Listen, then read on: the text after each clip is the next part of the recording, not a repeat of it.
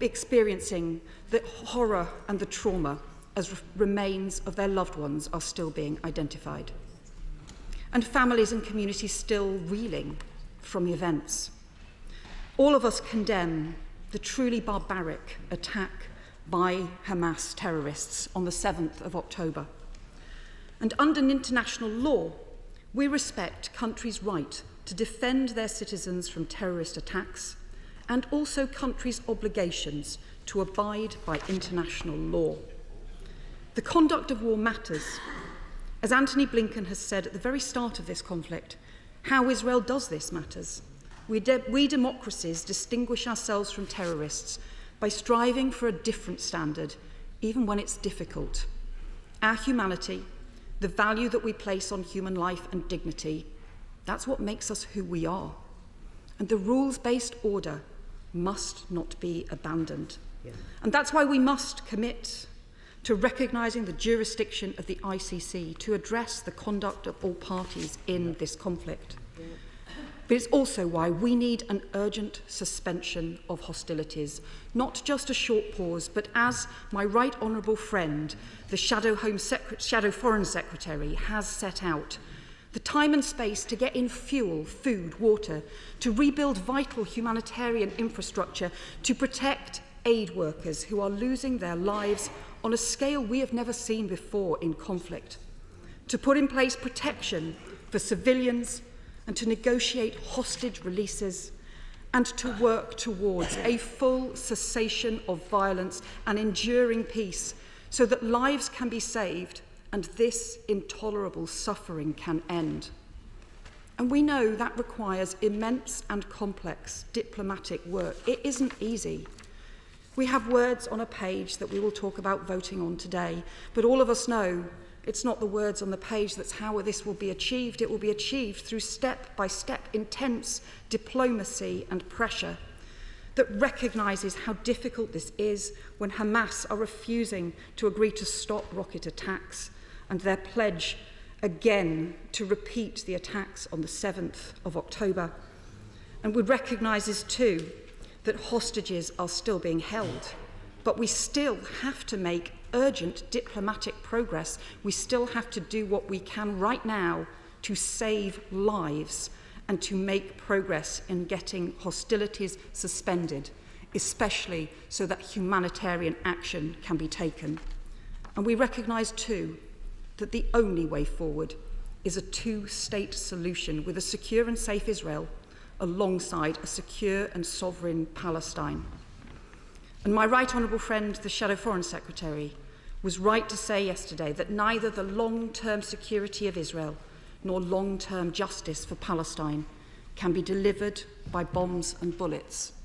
And that's why it's the responsibility on all of us to urge the UK government to do what it can to strain every sinew in the pursuit of peace.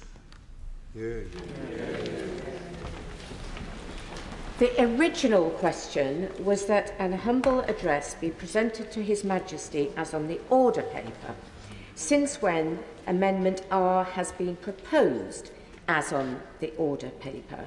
The question is that the amendment be made. Secretary of State Alex. Thank you, Madam Deputy Speaker. Madam Deputy Speaker, the first duty of any government, its most serious and solemn responsibility, is to keep its people safe. Since 2010, overall levels of crime are down by more than 50%, domestic burglary is down by 57%, violent crime by 52%, vehicle-related theft by 39%, and the number of young people admitted to hospital following an assault with a knife or other bladed weapon has fallen by 26%. In fact, His Majesty's Chief Inspector of Constabulary, Andy Cook, has said that England and Wales are arguably safer than they have ever been. And that's because this government has taken decisive measures, including recruiting 20,000 police officers so that we can cut crime and keep our communities safe. We've made robust punishments available for the worst criminals to keep the most serious offenders in custody for longer, and we've commissioned the biggest prison building programme since the Victorian era. Now, the gracious speech builds on that record with a range of long-term decisions that keeps public protection at the heart of this government's agenda for our country. And I want to start with tackling violence against women and girls, a point that the Right Honourable Lady made. That is a priority for this government, and it's for me personally. But let us just step back to reflect on some of the progress that has been made in the last decade or so. The Right Honourable Lady referred to the offence of stalking, and she said she wanted to see some progress. She will recall that in the 13 years when she was in government, there was no offence of stalking. There was no crime. We are the party that created that crime, so that behaviour described as murder in slow motion could be properly addressed. Then we doubled the maximum sentence. I will give way, yeah. I just wanted to make sure I'd correct him that he may not recall, but in fact I'd put forward one of the first amendments on reform to introduce a stalking law, and it was that same amendment that was eventually taken up in the other place by the Labour Lords and the Conservative government agreed to. So I'm very glad the Conservative government agreed to it, but I think he shouldn't take credit for agreeing to a Labour proposal that I and others put forward. I am delighted to debate this with the Right Honourable Lady. 13 years and it wasn't on the statute book. When did it come on the statute book? 2012. She had 13 years. She missed her opportunity. This is the party that put it onto the statute book. So not only did we create the offence of stalking, described as murder in slow motion, we doubled the maximum sentence. She then referred to other matters of violence against women and girls. This is the party that created the offence of coercive and controlling behaviour. We are the party that slayed the myth that abuse is only perpetrated with punches, kicks and other physical violence. We know that it isn't, and we acted to outlaw it. We introduced the landmark Domestic Abuse Act 2021, creating a new domestic abuse commissioner and ending abuses such as the ability of DA perpetrators to cross-examine victims. We created a standalone offence of non-fatal strangulation and made clear that the cowardly so-called rough sex gone wrong defence to murder doesn't exist. We delivered radical improvements to the Victims Code to secure entitlements for victims, including the automatic right for eligible victims to be told when a perpetrator is due to leave prison. There is a 24/7 rape support helpline, over 950 ISVAs and IDVAs. We've outlawed upskirting, revenge porn, introduced the most wide-ranging modern slavery legislation probably anywhere in the world. And over the last year, we have built on this work. We have ensured that violence against women and girls is now recognised as a national threat, just like terrorism and organised crime, and it's also included in the strategic policing requirement.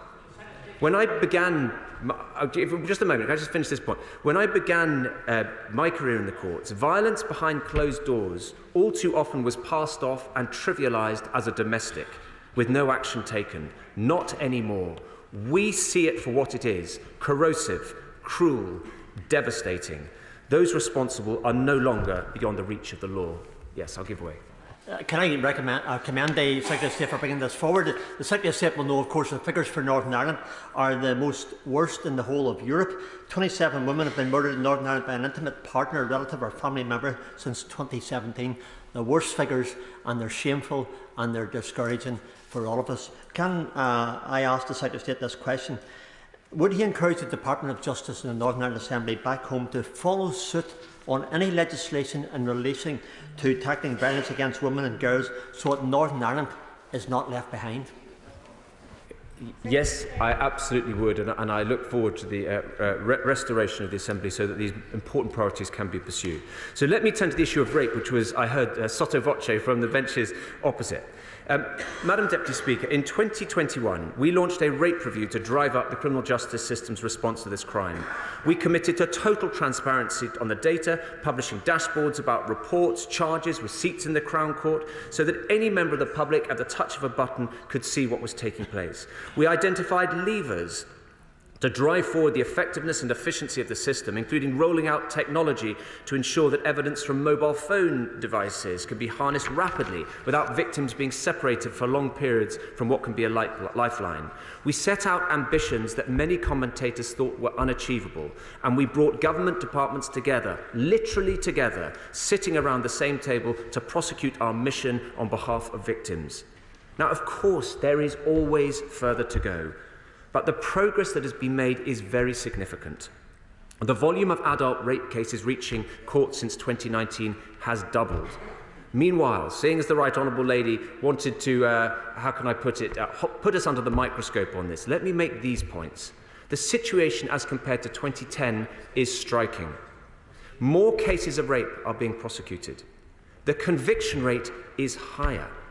Sentences are longer. And this is important. The proportion of those sentences spent in custody has significantly increased too. And to the political points that the Right Honourable Lady made, I say this. She was in government and voted for the Criminal Justice Act 2003, Section 244, she wants to remember, which made sure that every single rapist was released at the halfway mark. If they were sentenced to 10 years, she voted to ensure that they were released after 5. We have changed that. This is the government that says that is not right, it's not fair on victims, and it's not just.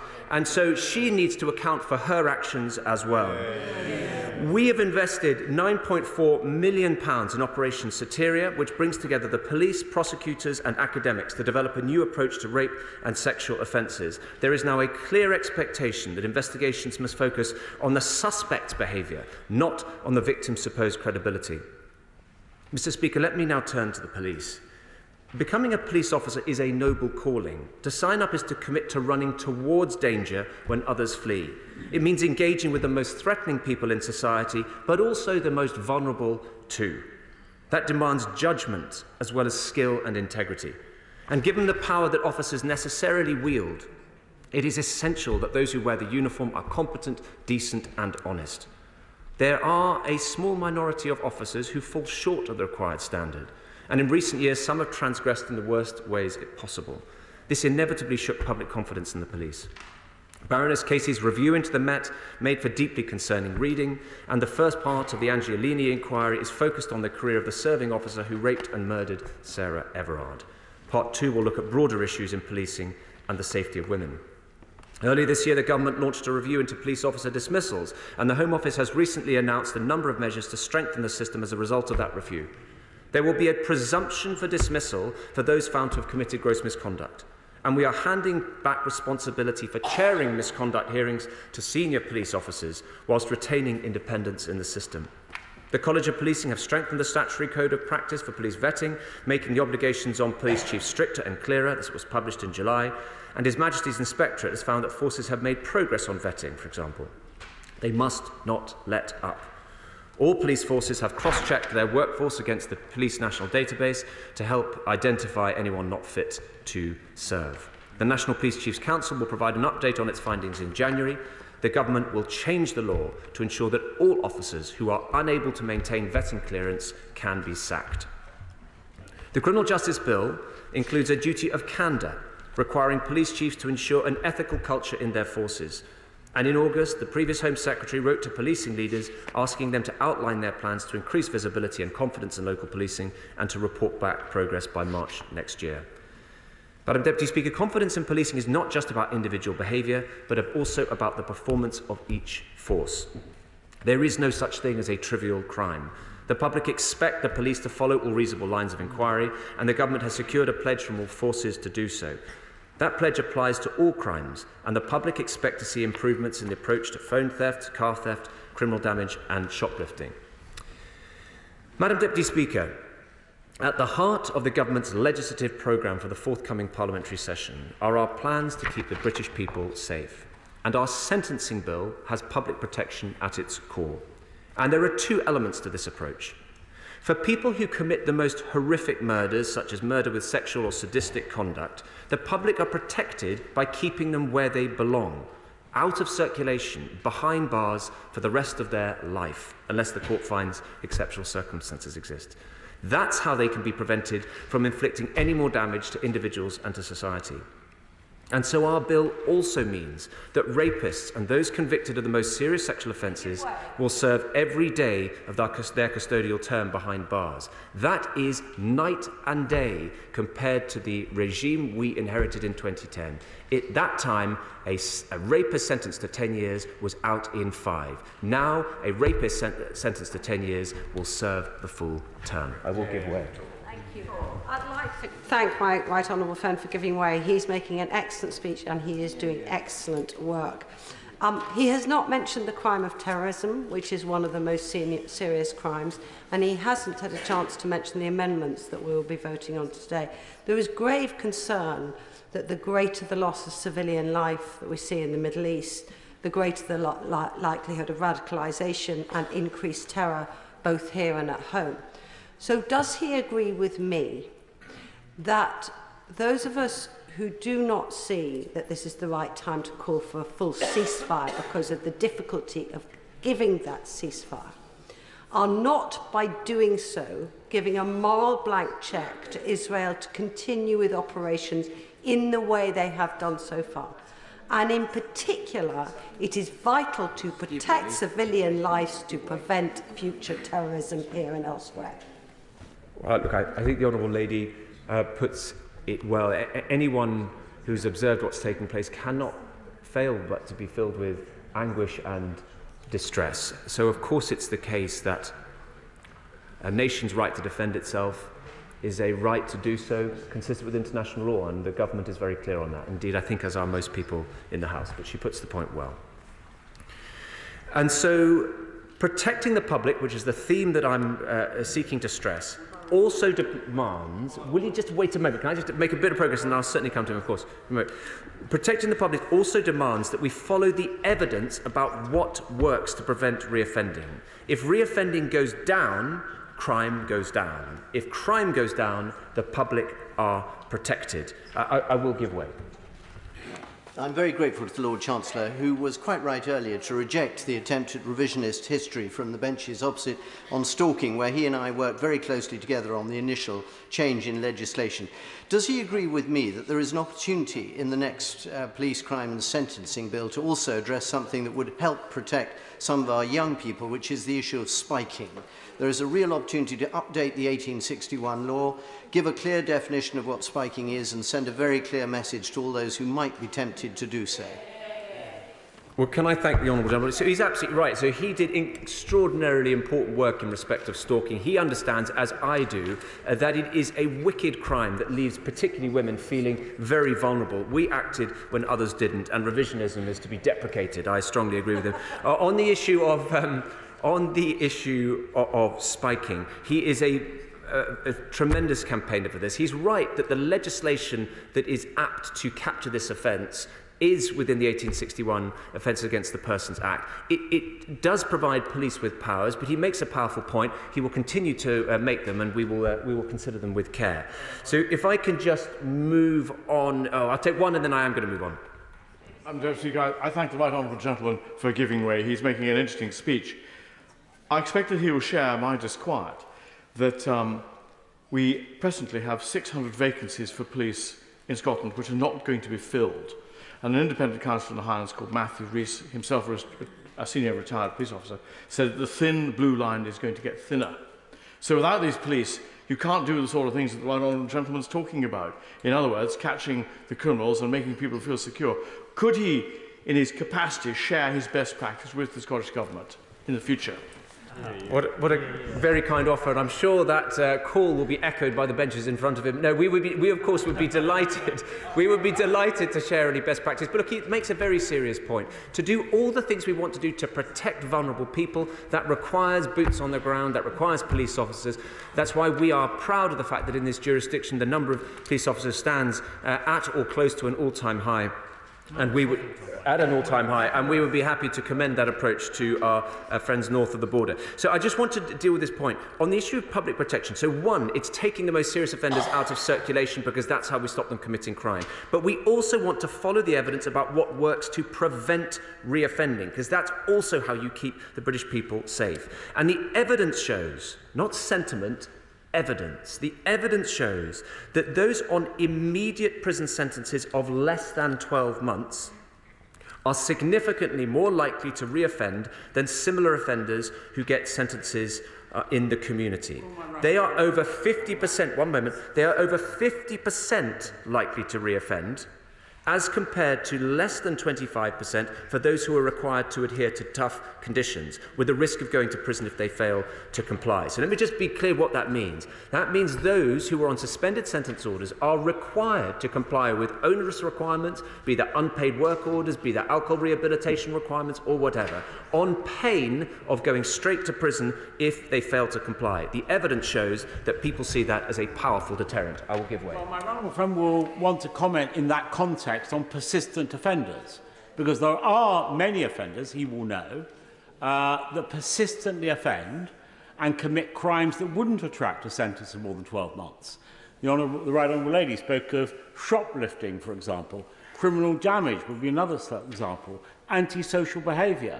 That 30% persistent offenders commit 80% of crimes. Is he really saying that none of them should go to prison?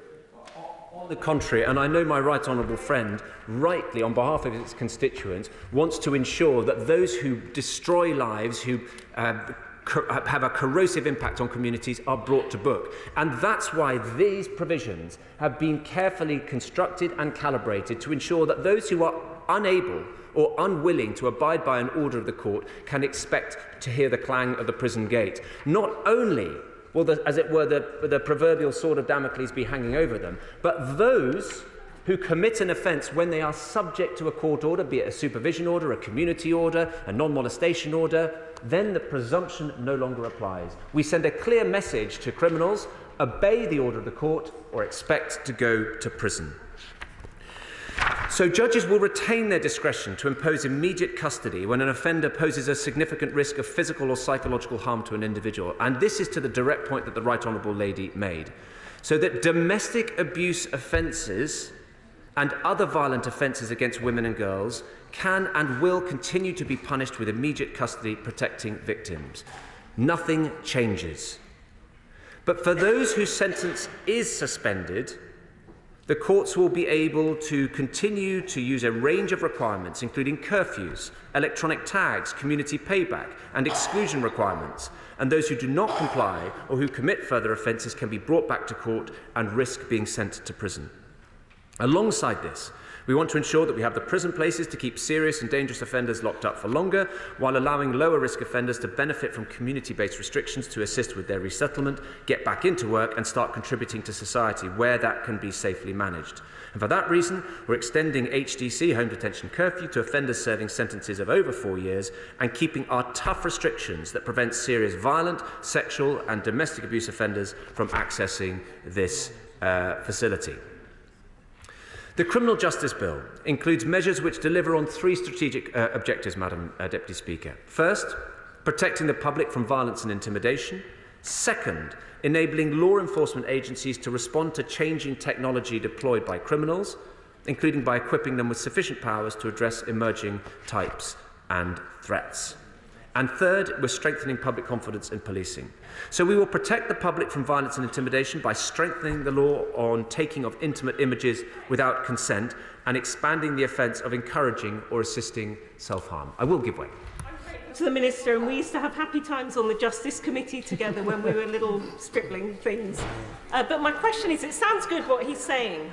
Last year's Public Order Act still hasn't had the amendment that his Right Honourable friend for Harwich and I had put into it for stopping women using abortion clinics having intimidatory protests.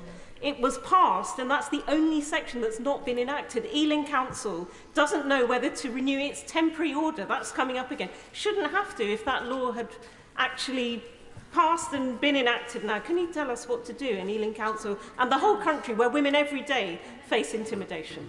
Well, I thank the Honourable Lady for her question, and we did indeed have a productive and non-partisan time on the Justice Select Committee. On the specific important point she raises, my honourable friend in closing will address that point, but essentially in due course. So we will protect the public from violence and intimidation by strengthening law on the taking of intimate images, as I've indicated. We will increase the multi-agency management requirements on offenders convicted of coercive or controlling behaviour. As I say, not an offence in 2010. We are implementing a further recommendation in the Domestic Homicide Sentencing Review, giving judges the discretion at sentencing to add a statutory aggravating factor for killing connected to the end of a relationship, many of which are committed where there has been a history of coercive or controlling behaviour. That man who says If I can't have you, no one will, can expect a more serious penalty. Finally, in a moment, it is a further insult to families when perpetrators refuse to appear in the dock to face up to the consequences of their actions. So it is quite right that we will give judges the power to order offenders to court and punish those who refuse. I'll give way. I thank the Secretary of State for giving way, and he's outlined some measures to protect women who face the really horrific abuse. One of the key areas I've been campaigning on is girls who are associated with gangs, and the fact that those girls are groomed, those girls are used by gang members for really horrific crimes, and those girls are then victimised and imprisoned. Does the Minister not agree that we should have a statutory definition of child criminal exploitation so that those girls don't continue to face that horrific ordeal they go through? The Honourable Lady makes such an important point. I will, without boring the House with war stories, I remember defending a young woman. She was 17 years old, and she had been abused by her boyfriend, who put her under pressure to hold on to a firearm, a Mac-10 firearm. The police then, of course, arrested her, and she was at risk of a mandatory minimum sentence of 3 years, whereas in effect she had been put under a lot of pressure by her boyfriend. Now, what I would say is that the courts do have discretion to take into account the personal circumstances, and indeed, in that case, where the court found exceptional circumstances, then it was not bound to impose the mandatory minimum. So it's always worth recalling that there is an opportunity in a fair society before independent courts for these important points of mitigation to be advanced. So we are also, to the point she makes, however, about grooming, I want to turn to this issue of protecting children. In April, the Prime Minister and the former Home Secretary announced a package of measures to tackle child sexual exploitation, grooming and abuse, so that our law keeps pace with criminals' latest warped ingenuity. We are introducing a statutory aggravating factor at sentencing for grooming behaviour in connection to sexual offences committed against those aged under 18 to tackle those involved in grooming gangs. There is also a new child sexual exploitation police task force. That means analysts in every police region, a new complex and organised child abuse database, and tackling organised exploitation programmes have been rolled out, which bring together force-level, regional and national data and intelligence. The Criminal Justice Bill also takes the fight to criminals. Articles used in serious crime, such as templates for 3D printed firearm components and pill presses, will be prohibited. The government has secured from the police agreement to pursue all reasonable lines of inquiry, and this bill creates a power to enter a premises without a warrant to seize stolen goods, such as mobile phones. The operation of serious crime prevention orders will be strengthened to make it easier for police and other law enforcement agencies to place restrictions on offenders or suspected offenders and stop them from participating in further crime. This bill brings further action on the scourge that is knife crime. That includes creating a power to seize, retain and destroy bladed articles found on private property that are likely to be used in connection with unlawful violence. It includes increasing the maximum penalty for sale of prohibited weapons and for selling knives to under 18s. And it includes the creation of a criminal offence to possess a bladed article with the intent to use it in unlawful violence. And to increase the public confidence in policing, the Criminal Justice Bill provides for a duty of candour for policing and gives chief officers the right to appeal the result of misconduct boards to the Police Appeals Tribunal. I want to turn briefly, Madam Deputy Speaker, to the Victims and Prisoners Bill. This will enshrine the principles of the Victims Code in law, which provide greater oversight and transparency over how victims are treated, with criminal justice inspectorates undertaking joint inspections on victims' issues when directed to do so. And I would just make the point, as somebody who grappled with the old Victims Code under the party opposite when the Right Honourable Lady was in power, that was a pale imitation of what exists now. Under the code which was in place under Labour, it failed to give victims a right to review, it failed to give victims the right to make a victim personal statement, it only applied to victims of particularly serious crime, and it failed to give any rights to close relatives. Our Victims Code dramatically strengthens the rights of victims. It will be easier for victims of crime to make complaints against the public body by removing the need to go through an MP. It creates a duty on the police to ensure that requests for third-party personal records from complainants are proportionate and necessary, and this measure will apply to victims only. There will be an independent public advocate for the victims of major incidents who will help bereaved families and the injured in the immediate aftermath of a large-scale disaster, I will certainly give way to her in a moment, but not before paying tribute to her and indeed the Hillsborough families and others for campaigning for this. I give way. Grateful to the Lord Chancellor for giving way, and I know he's taken an interest in the public advocate proposals, but will he agree that they need to be strengthened in order to be effective, and that his proposals as they currently stand are nowhere near good enough to do the job that I and others hope that they could do? Well, I have been very grateful to the Right Honourable Lady for the care and attention over many months and years that she has given to this sensitive area. We will continue to work with her so that this can be the best possible advocate. It is important to note, however, that whatever we provide will be a massive step forward. We, of course, want to get it right, and I commit to working closely with her to do so. The parole board will be required to include members with a background in law enforcement in order to help parole panels make better decisions in assessing risk. So, Madam Deputy Speaker, the legislation laid out in the gracious speech is an ambitious, long-term vision for our country. It's one that builds on our record over the last 13 years to make our country safer than ever. It is a programme rooted in evidence, a programme which responds to the anger and distress we all feel about crime, and does so with measures which actually drive it down.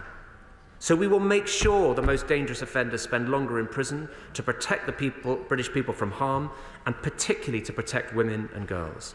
We will equip the police with powers to fight the latest criminal trends which blight our communities.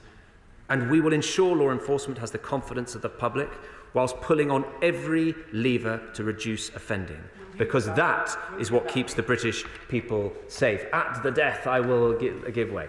I detected that my right honourable friend was in the closing part of his peroration, and I therefore would ask him just to address one concern I have about the policing of demonstrations.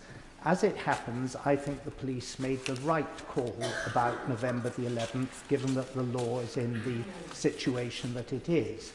But what I'm concerned about was that 3 weeks earlier, on October the 21st, a planned demonstration in Golders Green to pray for Israel and the Jewish people was called off after the police advised that it would be subject to intimidation or violence from people who were representing it as a threat against Muslims who are holding a demonstration for Palestine 7 miles away. Is he not concerned that a peaceful demonstration should be called off in the face of intimidation? And is it not a matter of concern that the people who were making those threats online that led the police to give that advice have not, as far as I've yet to learn, been in any way questioned, sought or prosecuted? Well, my right honourable friend, as always, makes an extremely powerful point, and on the basis of what he said, it seems to me that that is troubling. I don't know all the details, of course, but the fundamental point is this, that anyone in our community, whether they are Jewish or otherwise, should be able to practice their faith without let or hindrance. And I'm very grateful to him for raising this as it has. If there are things that need to be followed up to protect our vulnerable communities, they should be. And so let me close with this. This is a bill that focuses on the evidence of what works, on the evidence of what keeps the British people safe. Sometimes that will mean people being locked up for longer, and we make no apologies for that. Sometimes it will mean ensuring that those who are capable of being redeemed are being redeemed. That's how you drive down reoffending. That's how you protect the British people, and I commend the government's programme to the House. Before I call the SNP spokesperson, just to say that I will put a time limit of 6 minutes on immediately the SNP spokesperson has sat down. It may go down from that, but we'll see how we get on. SNP spokesperson Alison Thulis. Thank you very much, Madam Deputy Speaker. Well, friends of mine will know that I run an occasional series on my social media about Westminster weirdness. And with this past week that we've had, I really don't know where to start with it. But I can congratulate the Minister on still being here, at least, to give his address. That's some progress, I suppose, for him, if not for the rest of his colleagues. Madam Deputy Speaker, I tend not to speak too much about justice in this place, because that is largely for the Scottish Parliament to determine. But in reading the King's speech, there are some aspects of the legislation that is being proposed where there is some relation to Scotland in what is happening there. I note particularly the Terrorism Protection of Premises Bill, and I hope that the Government will be engaged in closely, not just with the Scottish Government, but also with local government in Scotland, who may have an important role to play in the implementation of such a bill, given how the licensing regime works in Scotland for venues and premises anyway. They may have something to add to that, which might actually work quite well in Scotland. I know also the Investigatory Powers Bill, and I'm sure that ministers will want to work closely with the Scottish Government on this. And I note that certain provisions of the Criminal Justice Bill will apply in Scotland, and I look forward to getting some clarity from ministers as to which provisions of that bill precisely will apply in Scotland, and I'll mention some of these things later on. It was really quite shocking at the weekend to see the attacks on the police happening just outside this very building. Attacks that were encouraged in many respects by the very rhetoric coming from this government. And in many cases, it hasn't been a dog whistle in terms of the signal that ministers and their colleagues have been putting out. It's been a foghorn. And to see the far right out on the streets and the way that they did, bursting through the police, claiming police helmets as if they were some kind of, war victory, taking those trophies home, was really quite appalling. Also, to see the fallout from this further with Islamophobic attacks on women at stations in this city as well, which were really quite appalling and quite shocking. And I hope that those who perpetrated all of these attacks will be identified and brought to justice. Likewise, those that have been making anti-Semitic attacks against our Jewish communities need to feel the full force of the law. And in Scotland we do have quite recent hate crime legislation that the Scottish Government has brought in, and I'm sure that will be used wherever it can be to hold those who perpetrate such hate crimes to account. Recorded crime in Scotland remains extremely low. The most recent Crown stats show recorded crime at one of the lowest levels since 1974. And the overall number of crimes recorded for the year ending June 2023 was 4% lower than pre-pandemic levels in June 2019, according to the latest statistics on this. Remarkably also, Police Scotland has a 100% homicide detection rate, so every one of the very tragic murders that have been committed since the inception of the single service has been solved. And further to that, a significant number of cold cases committed many decades ago prior to Police Scotland have been detected using modern technologies and brought to trial, including the murders of Brenda Page from 1978 and Renee McRae in 1976. So there is lots still to be done to make sure that those who perpetrated crimes are brought to justice, and no one can rest until those victims do see the justice that they deserve, the loved ones that they have lost. We also need to do a good deal more around violence against women and girls. And the Scottish Government has led in many respects in this area with the Equally Safe strategy, which has worked well to try and do this, but there is always more that we need to do. The recently published Vision for Justice Delivery Plan also includes actions to address long-standing challenges in the system faced by victims of sexual offences and the continued modernisation of the prison estate. And setting out an ambitious programme of reforms that are being taken towards March 2026, the plan puts fresh focus on early intervention to prevent and reduce crime to make communities safer. It's not just, it can never be just, about locking people up, but prevention is incredibly important too. And the Criminal Justice Bill that the Minister talks about cracking down on things. And cracking down on things just means locking more people up. And for young people particularly, that will change their life chances dramatically, and it will have an impact on the rest of their life and their family's life. And the work that the Violence Reduction Unit in Scotland has done over many years has taken this preventative approach to violence in young people, and violent offending in young people has gone down significantly as a result. And their work recognises that young people, particularly in this current era, particularly with the impact of the pandemic, and particularly being affected by the cost of living crisis, young people are really struggling with their lives. So they need all the more that intervention, that youth work that can be so powerful in changing their life chances. And I pay tribute in particular to Peak, Possibilities for Each and Every Kid, and the YCSA in Pollokshield, who have done such a huge amount of work over many years to tackle the issues facing young people in our communities. But we can't be complacent on all of this. We need continual work and continual investment in these services.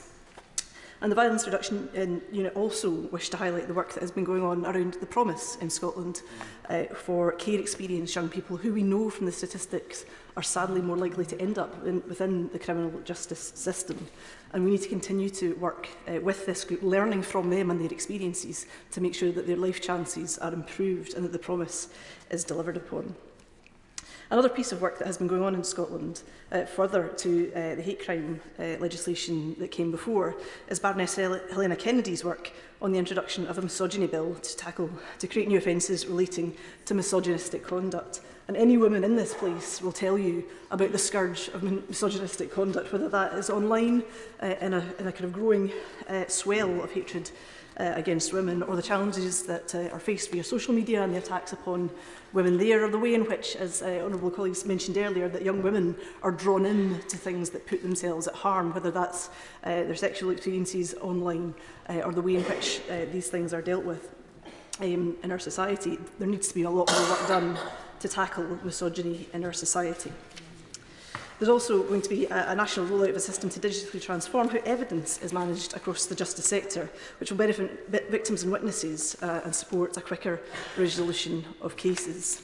And we want to expand also in Scotland the availability of mediation services in civil disputes, which will save people time, stress and money if these things can be resolved at an earlier stage.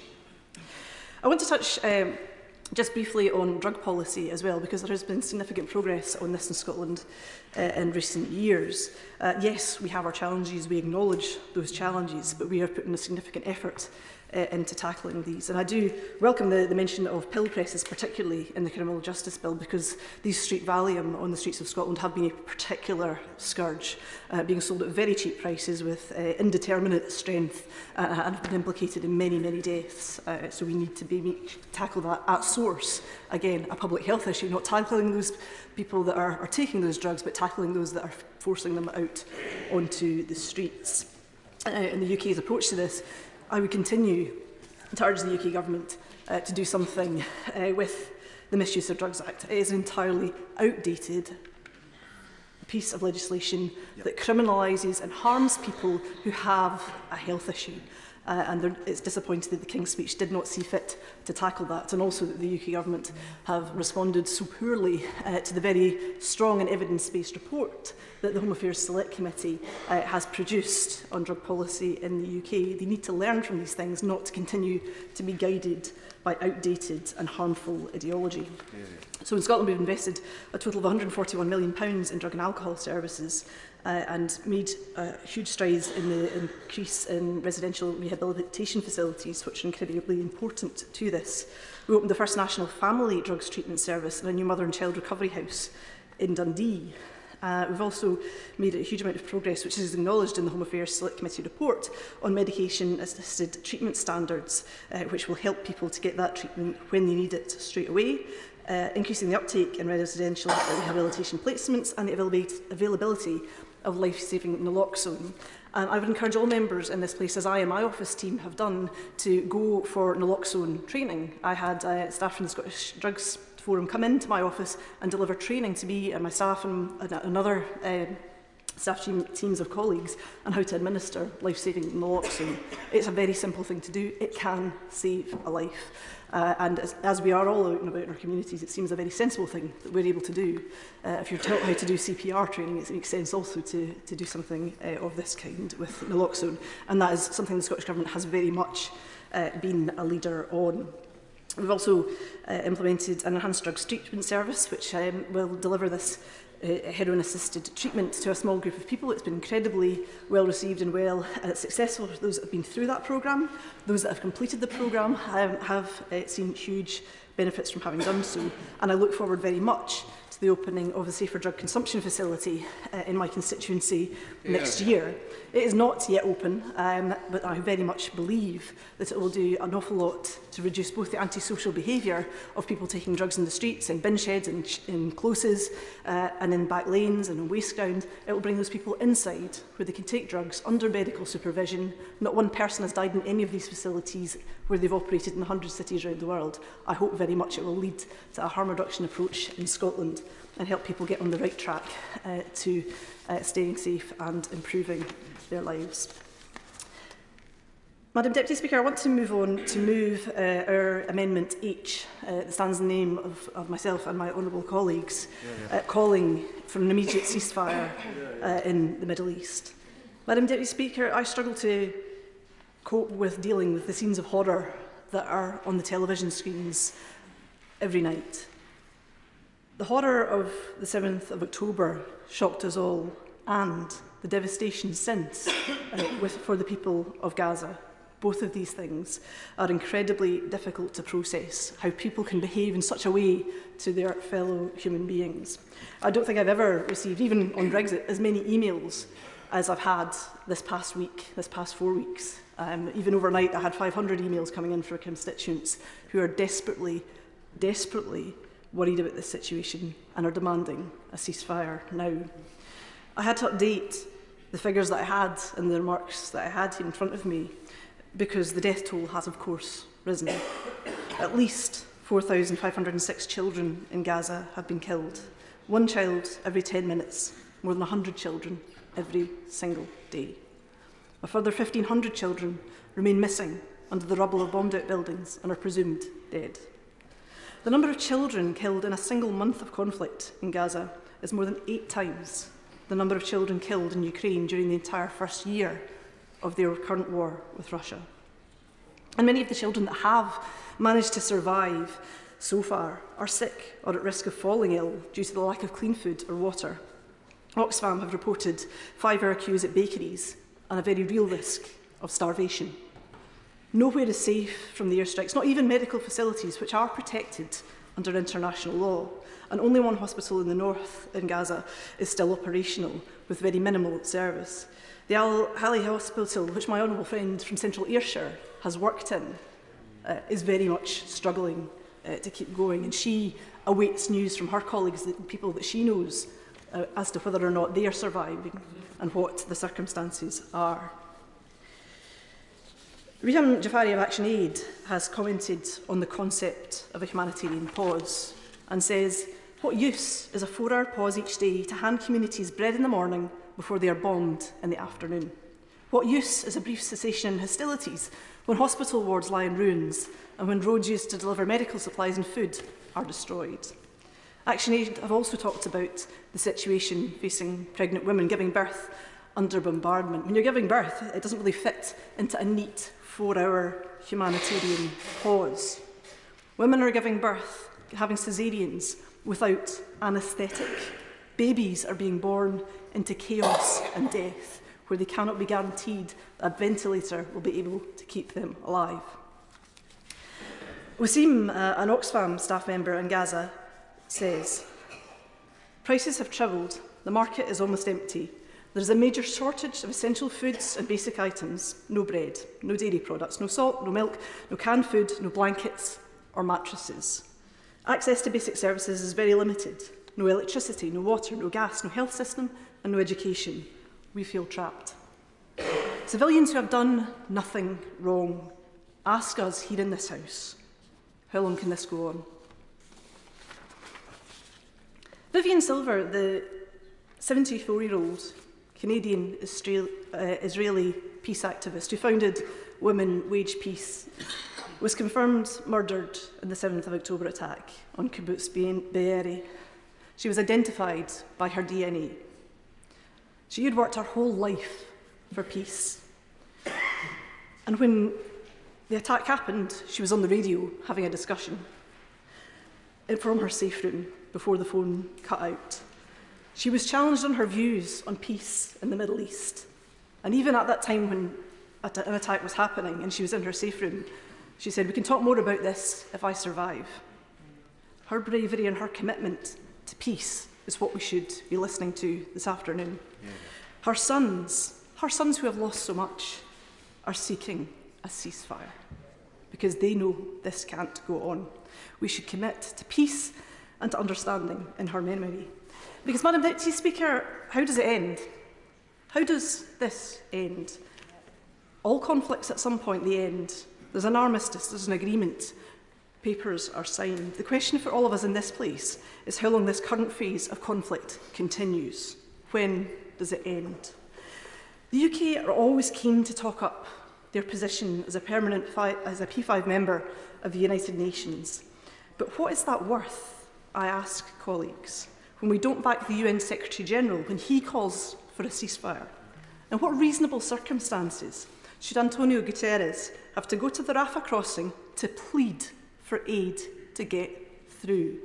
Why are we not standing behind the Secretary-General and behind the United Nations?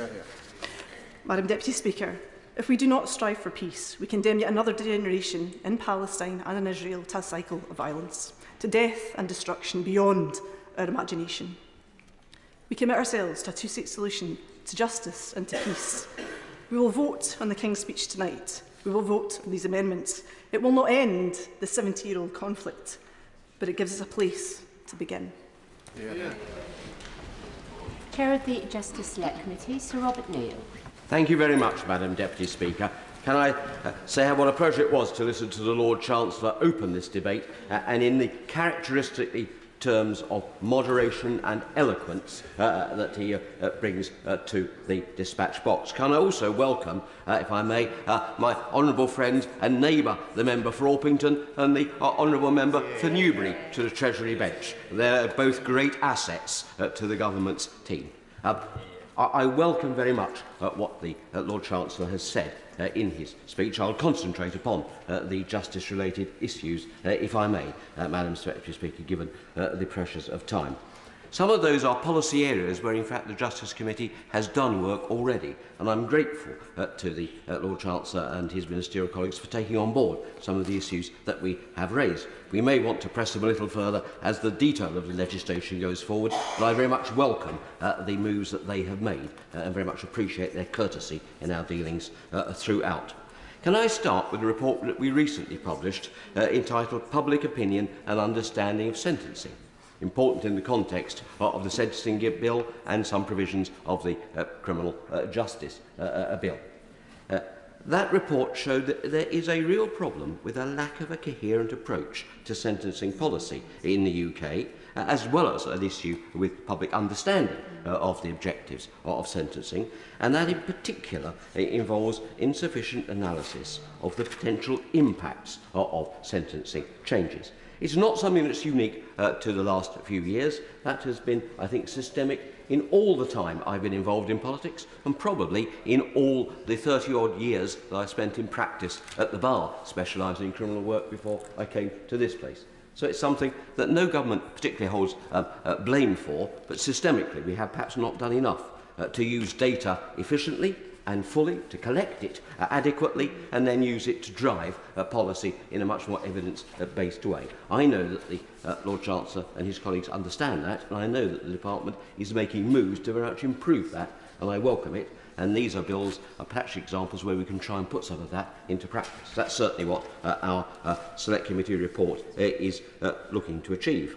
Now, given the views of the public, that protection of the public is the top priority, and we came to this conclusion after a very detailed sentencing exercise, I might add. I don't think people object to stronger sentences for the most dangerous offences. But I think equally we need to be alert to identifying any potential unintended consequences. That means that we have to level with the public. If we are repeatedly enacting measures which increase sentencing under a mantra of being tough on crime, we have to be honest with the public and say that will cost money. To keep an adult male in prison costs £47,000 a year. Now, if it's someone who's a danger to the public or has committed the worst types of crimes, that's money well spent. But we're quite right, and the Lord Chancellor is quite right, to look at alternatives where that money can be better used for those who are not a danger, are, in many respects, inadequate, in many respects have been failed much further on and earlier on in their lives and have got into a chaotic situation. Not always tougher sentencing, that's sometimes part of the mix, rightly so, but it's usually smarter sentencing that's really important to this. And I think the bill recognises that and gives us an opportunity to build on it.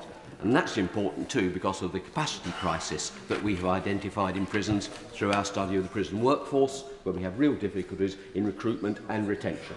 That is important too. You cannot do the rehabilitation without sufficient adequate staffing. And as Winston Churchill said, there is in truth a treasure, a gold treasure in the heart of almost every man. Not everyone is redeemable, but very many are, and far more than sometimes people in politics think. And it's a good thing if we can turn people's lives around through the prison system, because it means less reoffending. And that's why the presumption against shorter sentences is right. There are certain areas been referred to that we need to look at the detail carefully, but overall the evidence is overwhelming that short sentences do more harm than good. Sentencing policy should be about evidence and preventing reoffending, not about sound bites and grabbing headlines. I know that's the approach that the Lord Chancellor adopts.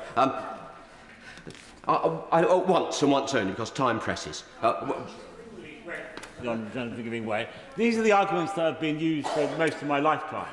Recidivism was caused not by punishment, not by retributive justice, but somehow that was less important than, as he said, the fact that the people who commit crimes have somehow been failed.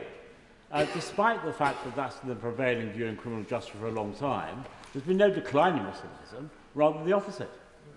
Before the Honourable Gentleman comes back, I must point out that if those who are trying to catch my eye later intervene before they've spoken, they will get moved down the list. Sir Robert Neal.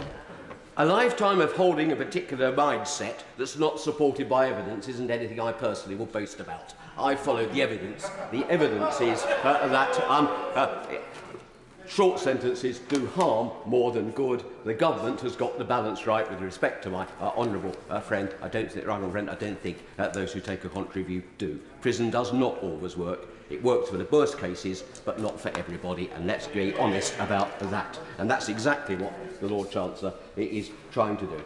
Can I also then look at the Criminal Justice Bill? I hope when finally on sentencing, I'm sure when we have the bill around sentencing, we'll have a proper impact analysis on prison places and demands. Criminal Justice Bill, I think we all recognise that when people thumb their noses at the victims of crime, that people expect them to be able to be seen and hearing the court pass judgment. But I welcome the tone that's adopted in the Criminal Justice Bill. That's to say, ultimately, the discretion must rest with the judge. It's fair to give the judge a further tool in the toolbox to use, but there will be cases, as the Lord Chancellor and I know, and we've seen it, where people try and hijack the proceedings to grandstand or actually to behave in a disruptive way. The use of reasonable force is a well-established concept.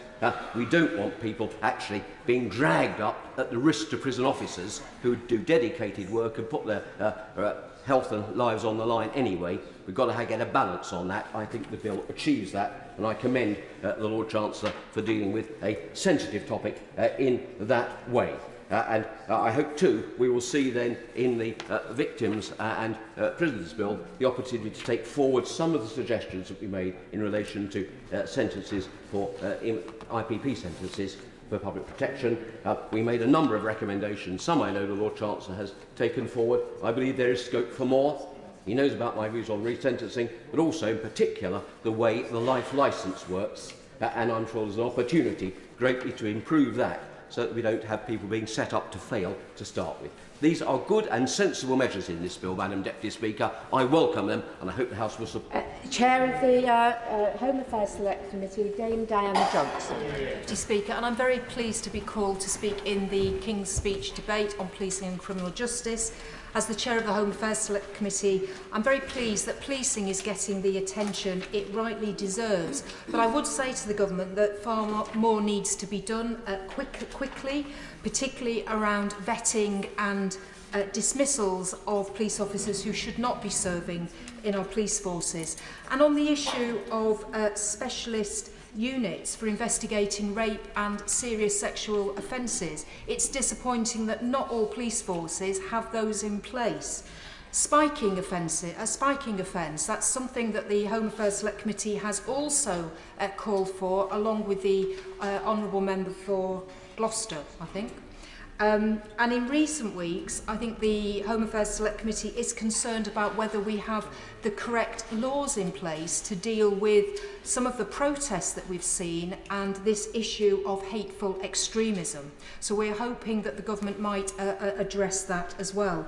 I totally agree with the calls for a statutory definition of child criminal exploitation, and the Home Affairs Select Committee has been calling for that for some time. And after today's judgment on the Rwanda policy, can I commend to the government again the Home Affairs Select Committee report on small boats, which we published last year, which has a range of policy options which the government might want to look at again.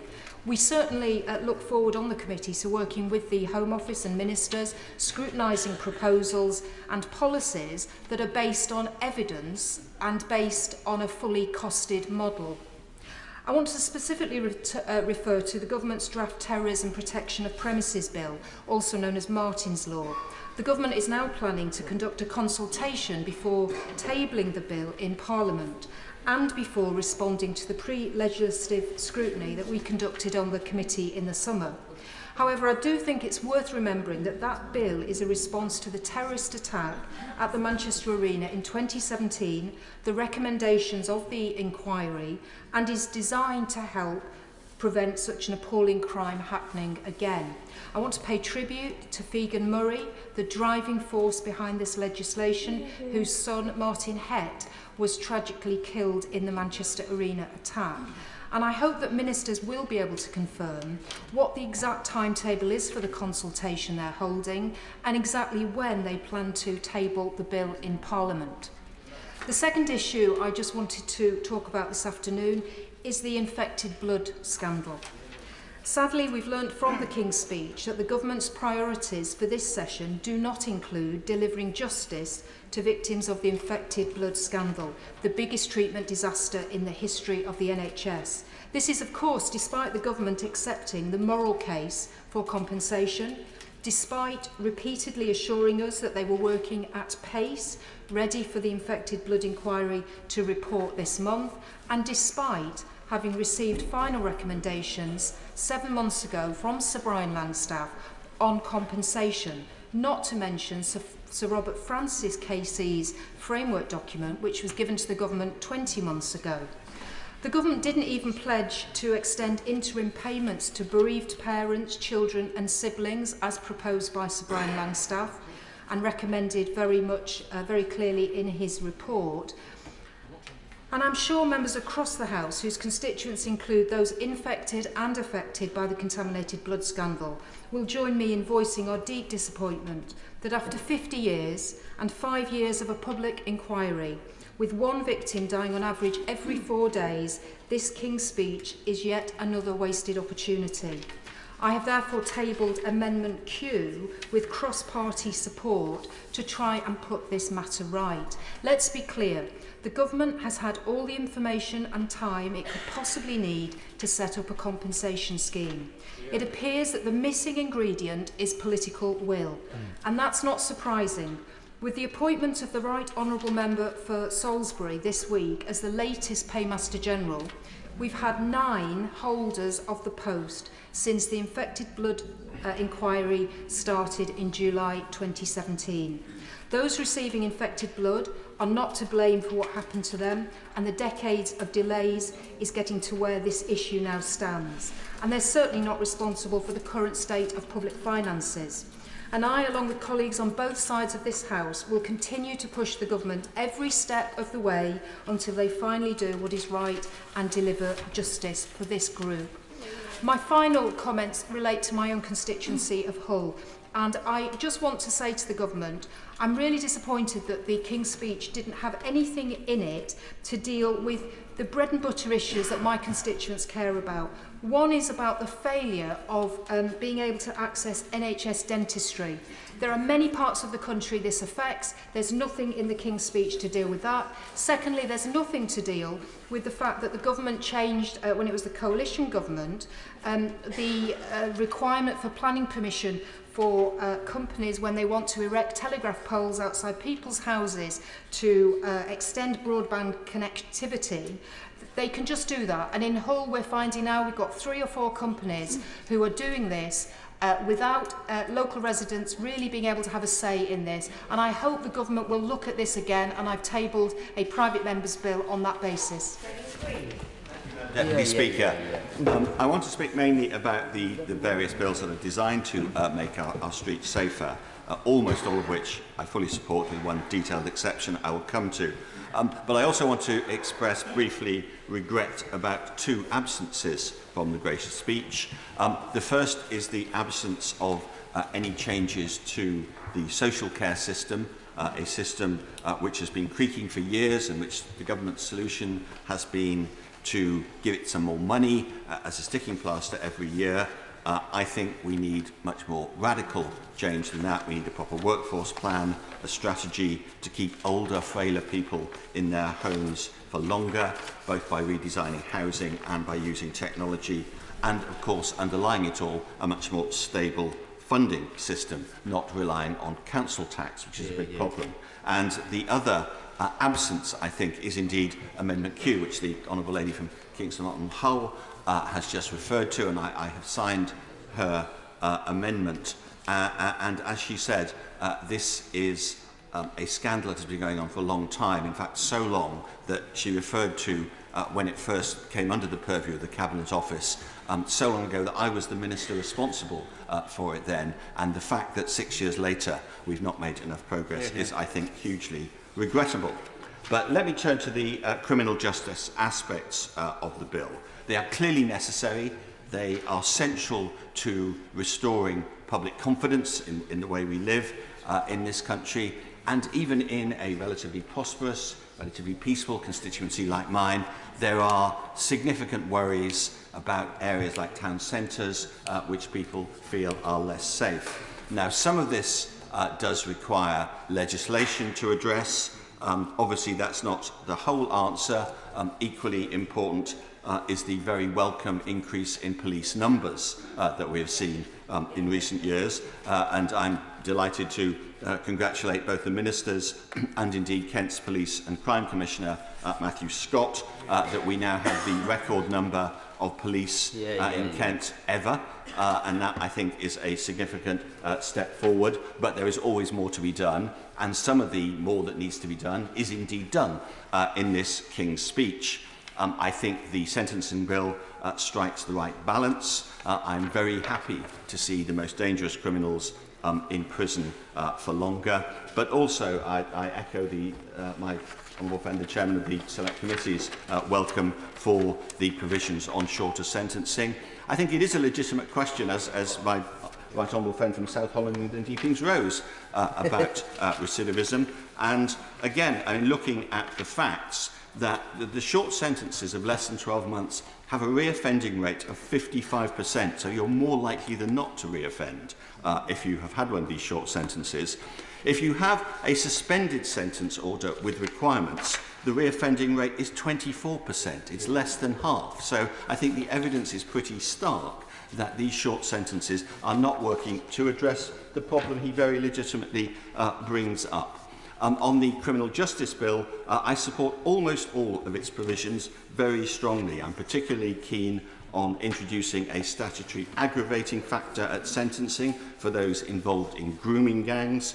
I'm very much in favour of increasing the multi-agency management requirements on offenders convicted of coercive or controlling behaviour, because other agencies need to get involved as well as the police.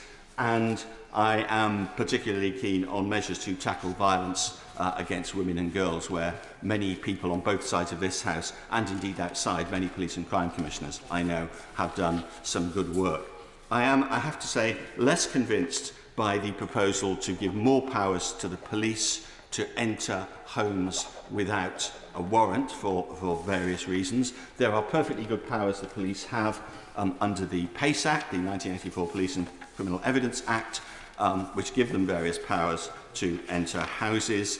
And I'm not convinced by the arguments that have been produced by ministers for needing more. And indeed, I was even less convinced when I read the explanatory notes to this bill, who tell me that after a Law Commission report, which was published in 1920, the Law Commission found that the process for applying for search warrants was extremely inefficient, and delays caused by this increased opportunities for evidence to be lost. So we have an important safeguard in place, the need for a warrant, but we are extremely inefficient in using it. So instead of becoming efficient in using it, we will dispense with the safeguard altogether. I put it gently to colleagues on the front bench that this is completely disproportionate and frankly not the sort of thing a Conservative government ought to be doing. So I hope my right honourable friends will think again about this particular part of the bill. In general, though, as I say, I am very supportive of the criminal justice and sentencing measures in this bill. I think they are both necessary and timely, and I think they can build on the successes that we have seen in recent years under many Home Secretaries in enabling the police to prevent and fight crime more effectively. And they are a significant part of what is a good set of measures in the King's speech, and despite my individual caveats on that one measure, I will be proud to support the government in the lobbies at the end of this debate tonight. Thank you. Imran Hussain. Thank you, Madam Deputy Speaker, and I rise to speak to amendments B and H. On Monday night, the Prime Minister made a speech setting out a vision for a foreign policy with morality and values at the very heart of it. Yet the absence of anything in the King's speech that even comes close to promoting the UK as a positive and outward-looking nation shows that this government embodies neither morality nor values. Indeed, a foreign policy with morality at its heart would not leave over 2 million Palestinians trapped in a humanitarian nightmare without food, water, medicine or power. And a foreign policy that puts values first would not be following the direction set by Washington and the United States in addressing this conflict.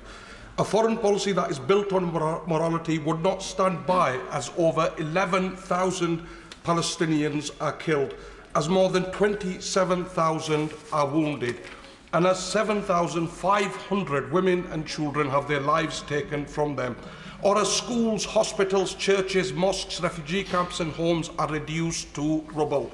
And a foreign policy that is driven by values would not still be advocating the 4-hour pauses that do nothing to alleviate the suffering of innocent men, women and children, and do nothing to end the violence that those living in the region have faced for decades.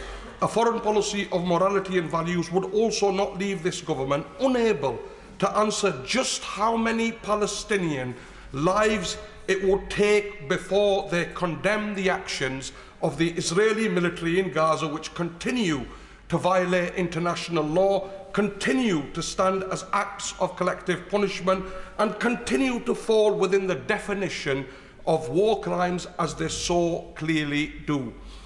Madam Deputy Speaker, instead a foreign policy of morality and values would be advocating front and centre a ceasefire that ends the bloodshed, allows desperately needed aid to reach those most in need, and creates space following the safe return of hostages for meaningful negotiations on a lasting peace. Madam Deputy Speaker, with over 11,000 Palestinian civilians and 1,200 Israelis who have been killed since the 7th of October, and tens of thousands more wounded, it's clear to me, clear to the United Nations, and clear to every single aid agency operating on the ground in Gaza that a humanitarian pause just doesn't do enough and doesn't go far enough. The innocent men, women and children of Gaza who are trapped in the never-ending nightmare of conflict, which they did not start and which they have no power to end, do not need a pause. They need it to stop. And the only way that we can achieve this is with a real and immediate ceasefire. Madam Deputy Speaker, I remain clear in my belief that it is the right thing to do, that it's the right choice to make if we want to see an end to the bloodshed and a lasting peace in the region, which no humanitarian pause will ever be able to achieve. Madam Deputy Speaker, and that is why I stood down from the opposition front bench. I'm here also advocating for a ceasefire rather than brief humanitarian pauses, because without a ceasefire, without a real break in the fighting, we will just see the unimaginable suffering, the horror, the death, the destruction and the devastation unfolding in Gaza continue.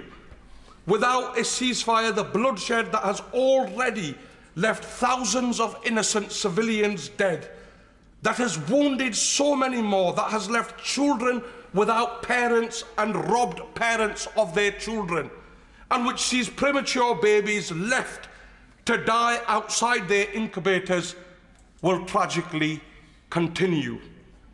Without a ceasefire, the desperately needed aid and assistance, the food, water, fuel and medicine that Palestinians urgently need and cry out for will not be able to safely enter Gaza. We will not be able to reach those who are most in need, and will lead to the deaths of many hundreds and thousands more. And without a ceasefire, the negotiations working towards a peaceful resolution and a real two-state solution, which the region cannot wait for any longer, will simply not have the space nor the will to succeed. That is why, Madam Deputy Speaker, I am supporting the ceasefire amendments today, and why I will continue to advocate for a ceasefire to stop the bloodshed, enable desperately needed aid to reach those most in need, and create space for meaningful negotiations. Thank you, Madam Deputy Speaker. Michael Ellis. Thank you very much, Madam Deputy Speaker. And there is a rich and sad irony in today's debate on the amendments on a ceasefire in the law and order context. Here is the UK Parliament soon to vote on a ceasefire in a conflict over which the UK has no control, and a ceasefire which neither side in the actual conflict actually want. Hamas openly say they will fight on to kill as many Jews as possible, not Israelis, Jews, and that they would do the 7th of October all over again if they could. They openly say that. Israel will destroy Hamas and will be doing the world, and indeed the Palestinian people, a great service by doing so. A ceasefire would play into the hands of terrorists and terrorism. And the Scottish nationalists have engineered an amendment to this debate, amongst others, to incommode and undermine the Labour leadership. But what they actually undermine is community cohesion and the Jewish community in this country. And I want to address, if I may, Madam Deputy Speaker, the Jewish community in the United Kingdom. Now, there is a great deal of fear in the Jewish community, who feel decidedly unsafe and abandoned, vulnerable and isolated, and who have effectively been banned from central London for several weekends now by the risible failure of police actions and the one-sided prejudicial reporting of the BBC and others. These factors have an adverse effect on law and order, as well as on diplomatic moves internationally. We hear deep hatred for Israel from multiple quarters. Why do we not see mass demonstrations and similar responses when hundreds of thousands of Muslims and others are killed in conflicts elsewhere? 600,000 civilians, including children, killed in the last year in Sudan, 300,000 killed in Yemen, countless dead in Ethiopia, Tigray, Azerbaijan, Armenia, China's hard-oppressed Uyghur Muslims, the wonderful Kurds attacked by Turkey, East Timor and so on. It is difficult not to come to the conclusion that the screaming about Israel is based on the ancient hatred of anti-Semitism.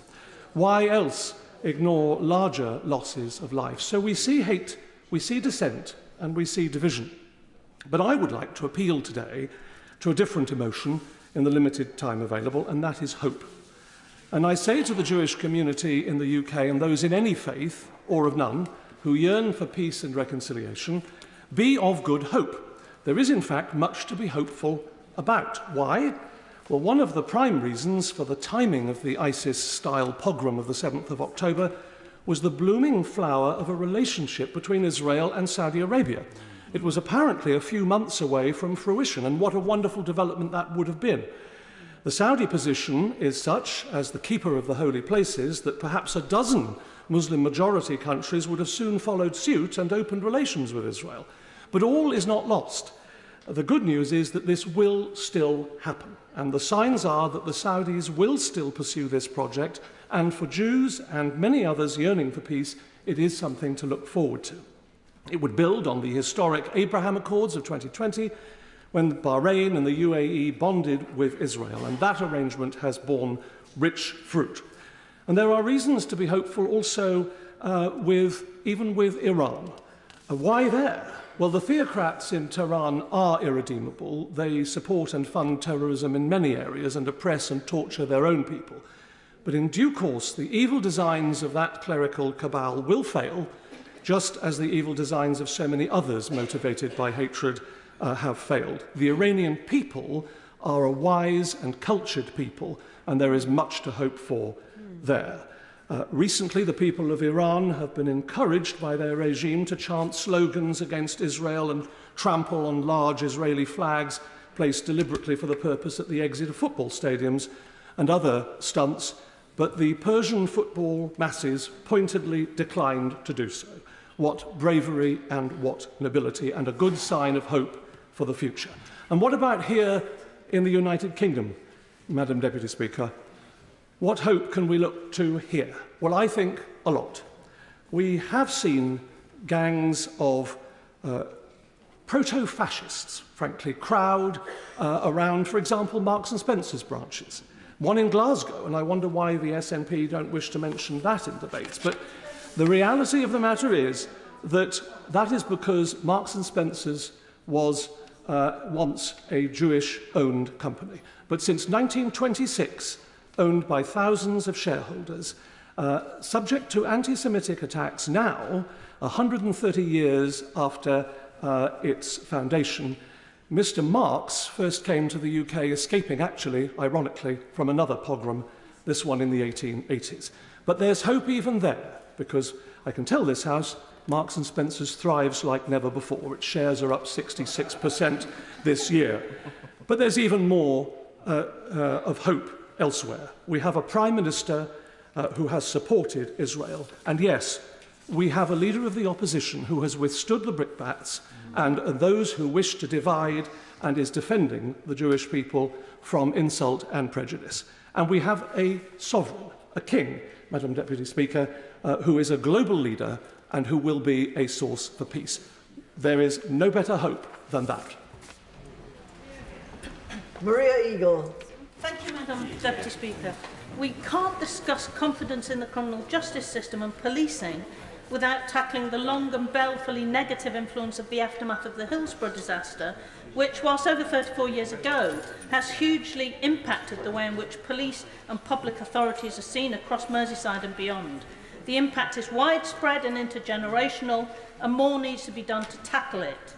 I hoped we would see a Hillsborough law in the legislative programme to learn the lessons of the tragedy in which 97 people were unlawfully killed by the gross negligence of the police responsible for keeping them safe.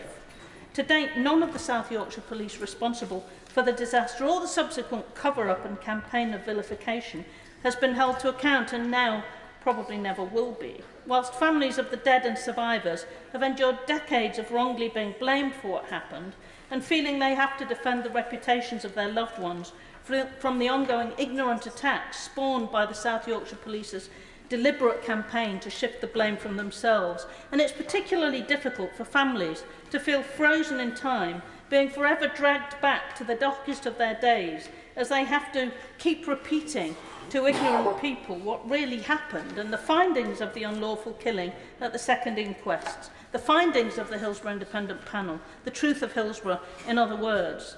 Yet the police campaign, aided by some newspapers, was so powerful and has been so enduring that still we hear tragedy chanting at football matches, blaming Liverpool fans for what happened. One of the biggest comforts families of those who died and survivors who still suffer to this day could have is the assurance that Parliament has taken steps to prevent this kind of problem from recurring in the aftermath of tragedies such as this. Yet we've not done so. That's why I've been introducing my Public Advocate Bill, repeatedly blocked by the government since 2016. That's why I support the more general call for a Hillsborough law to try and prevent what happened after Hillsborough ever again affecting the victims of families who through no fault of their own are caught up in public disasters and then find themselves treated with indifference or hostility by public authorities and their feelings ignored.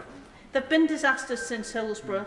There'll continue to be more, although we must hope to keep them to a minimum. The Hillsborough law aims to rebalance the scales of justice towards families bereaved by public disasters and survivors by establishing a public advocate independent of government and able to act at the behest of families affected after major incidents, to give them a say and to use the learning from the Hillsborough Independent Panel process on the huge power of transparency to stop things going wrong as they did after Hillsborough. A statutory duty of candour on public servants, not just the police, though I welcome the fact that the government are to legislate on a duty of candour for police. This could only help make things better, but by itself won't be enough to prevent a recurrence of an event such as Hillsborough. Proper participation of bereaved families at inquests through publicly funded legal representation and ensuring equality of arms by ending limitless use of public authorities' budgets to defend their reputations on those occasions, no matter what the circumstances, and making Bishop James Jones's Charter for Families Bereaved Through Public Tragedy, which has been voluntarily signed by some, legally binding on all public bodies. Now, the government's recognised for years that there are things that need to be changed, but I'm afraid they've been lamentably slow in doing anything about it.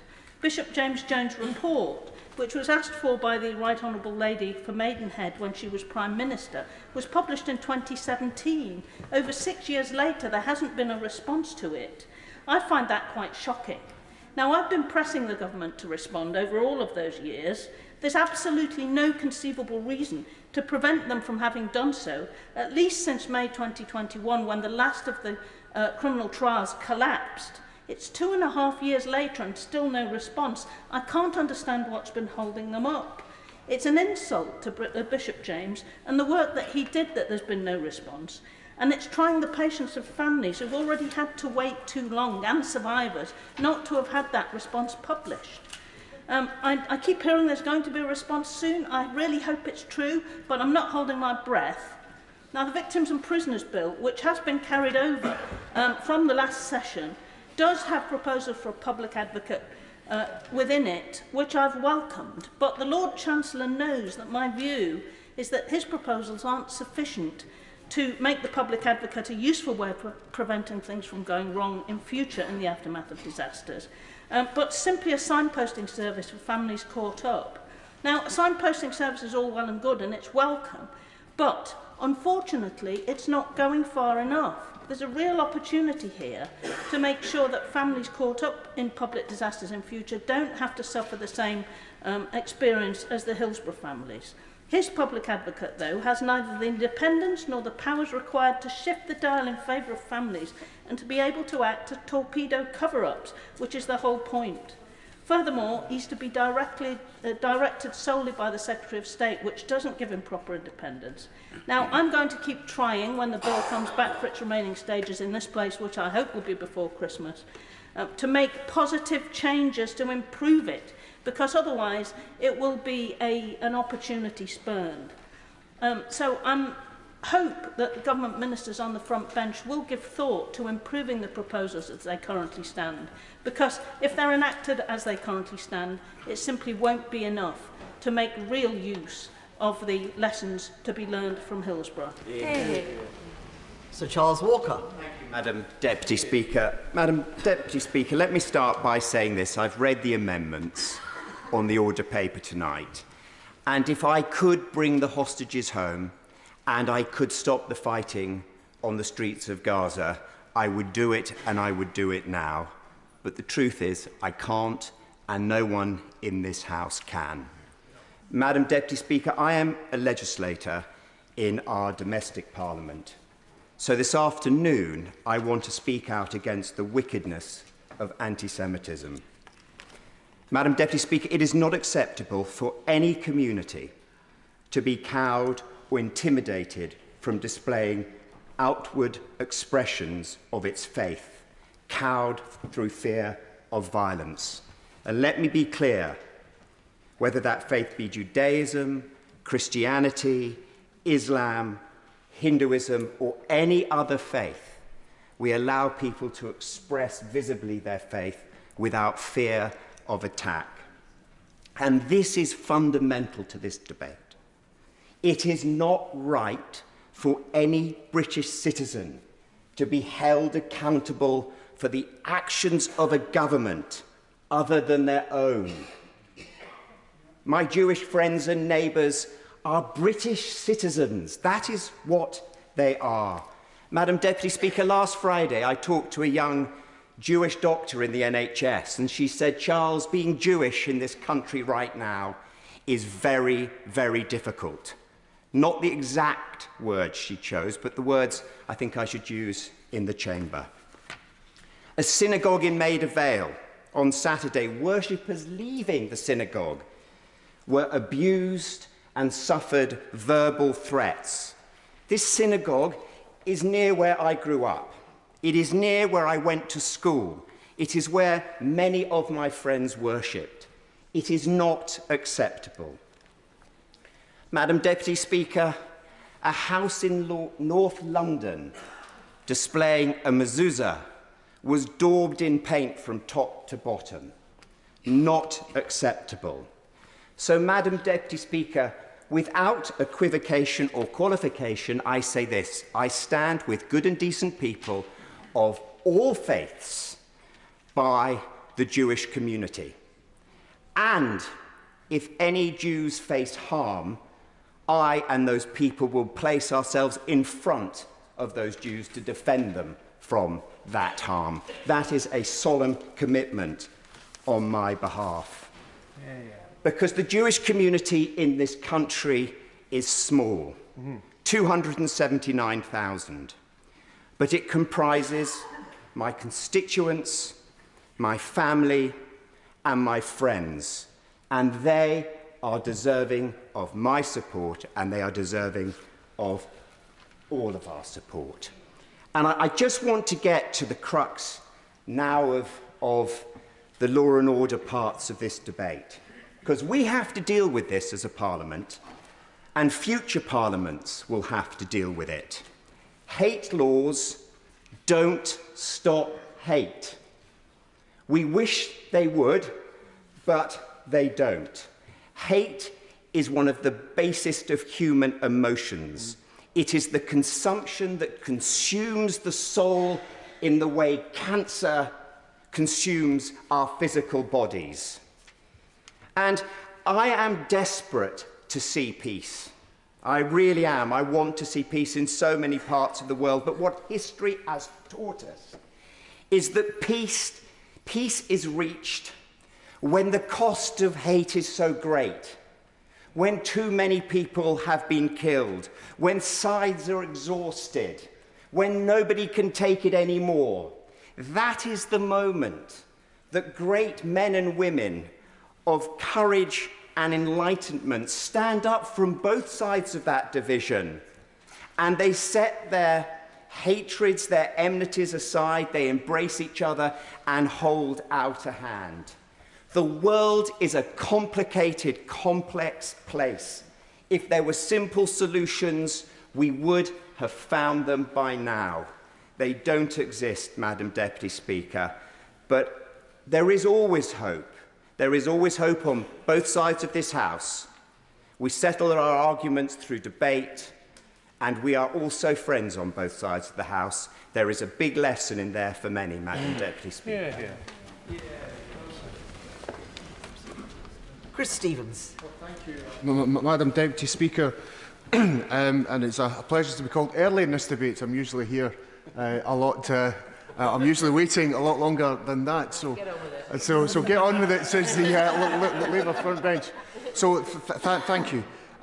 In terms of justice, I hope the Minister heard from my honourable friend for Glasgow Central and the work that's being done in Scotland with the Violence Reduction Unit. I was a member of the Cross-Party Youth Violence Commission here in this place, and there is a lot of work in Scotland in relation to this, because it's also a public health issue, and yes, education and lifelong learning have its role in tackling that too, and I hope he will take that on board. Now, in terms of the King's speech itself, Madam Deputy Speaker, it's been an extraordinary 5 days.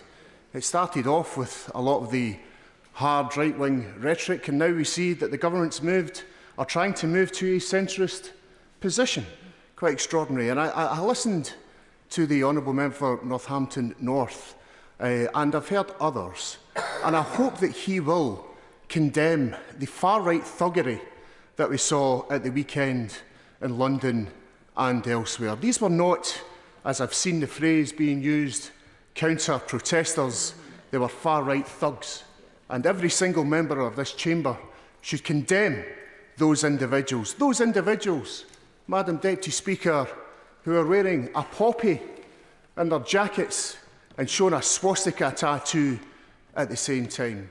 An absolute outrage and, frankly, a despicable sight that we saw at the weekend. But there are, of course, other measures mentioned in the King's speech, Madam Deputy Speaker, and it will be obvious now after today's Supreme Court judgment that there will be yet another immigration bill. That annual event that takes place in this place since I've been here in 2015, in which there is yet another immigration bill to try and fix the broken asylum system that we have in this country. And I'm concerned, Madam Deputy Speaker, when I had my surgery on Friday in Govan, when I met a Palestinian constituent who has been denied asylum by the Home Office, who hasn't heard from his family in 10 days in Gaza, been denied refugee status in the United Kingdom. That tells me, Madam Deputy Speaker, how broken the asylum system actually is. And I hope that the Home Office will meet me to discuss that particular individual case. But what was most surprising about the King's speech was there was very little measures to tackle the cost of living crisis, or as I call it, the cost of greed crisis, which is taking place across these islands. It's interesting, Madam Deputy Speaker, that in America, President Joe Biden has launched a food poverty strategy to eliminate food poverty by the year 2030. And this government won't match that ambition here. And I certainly intend to table a bill because we need that strategy to eliminate food poverty. There are far too many of our citizens across these islands who are going hungry. And I think it's a disgrace that that's happening in an economy like ours. It's been left to the rest of us, Madam Deputy Speaker, to develop a community shop network, to sell food at affordable rates, to sell food at cost, to help people move away from food banks, the emergency need. And we need that sort of system, and we need the government to take food poverty in this country extremely seriously, because, as I've said, there are far too many who are in food poverty, including, I would say, far too many children. It makes me weep when I hear of some of the stories that are reported to my office who have to get the basic essentials. And we need essentials guarantees in the universal credit system, Madam Deputy Speaker. It's incredible that we have this ridiculous situation in which the universal credit system, which is there as a so-called safety net is no longer a safety net for many of the reasons, because universal credit and the social security system is also broken, and there were opportunities in the King's speech for the government to do that, and they sadly did not. I associate myself, Madam Deputy Speaker, with the remarks of the Chair of the Home Affairs Committee about infected blood and the lack of action that was in the King's speech. It's no longer good enough, Madam Deputy Speaker, for the government to sneak out statements just before recesses or prorogation to talk about the lack of action that's taking place for far too many people who've been caught up in that scandal. We'll continue to call that out, Madam Deputy Speaker. There needs to be debates in this chamber and statements regularly in this chamber for members of all sides to call the government to account for the slow pace and the snail's pace. And lastly, Madam Deputy Speaker, I'll be voting in the name of humanity, and I'll be supporting a ceasefire in the division lobby tonight. Deanna Davison. Thank you, Madam Deputy Speaker. It is a privilege to speak in today's debate around a theme that I know many of us care passionately about, and certainly our constituents care passionately about: reducing crime and restoring faith in our criminal justice system. And on that, I was very pleased to see the Victims and Prisoner Bill rolled over, as well as the introduction of the Criminal Justice Bill and the Sentencing Bill in the King's speech. And it's the Sentencing Bill on which I will focus my remarks today. Now, I've not been shy in outlining the key catalyst for my journey into politics, but I hope the House will forgive me for raising it once more, because it is very relevant for today's debate. For those of you who don't know, when I was 13 years old, my dad was killed by a single punch. One blow to the head and he was gone in seconds. He was 35 when it happened, and it's funny, at the time, I remember thinking not much about his age. He was my dad, so obviously he was just an old man. But now that I've reached the other side of 30, it kind of makes it all the more real and all the more stark. With no warning, on a cold February Friday night, he was gone, leaving behind me and my mum, and his own mother, my amazing Nan Sue, for whom my dad was her only child. Now, I don't want to talk about the perpetrator or go into detail about our specific case, but I really just want to outline the sheer devastation that this incident caused to my family. The families, the indirect victims of crime. And we may not have taken a physical blow, but the impact of the psychological blow will be with us for life, a true life sentence. Now, through a lengthy chain of events that followed, I had the privilege of being elected to this place and have made it my mission to raise awareness about the impact of single-punch assaults.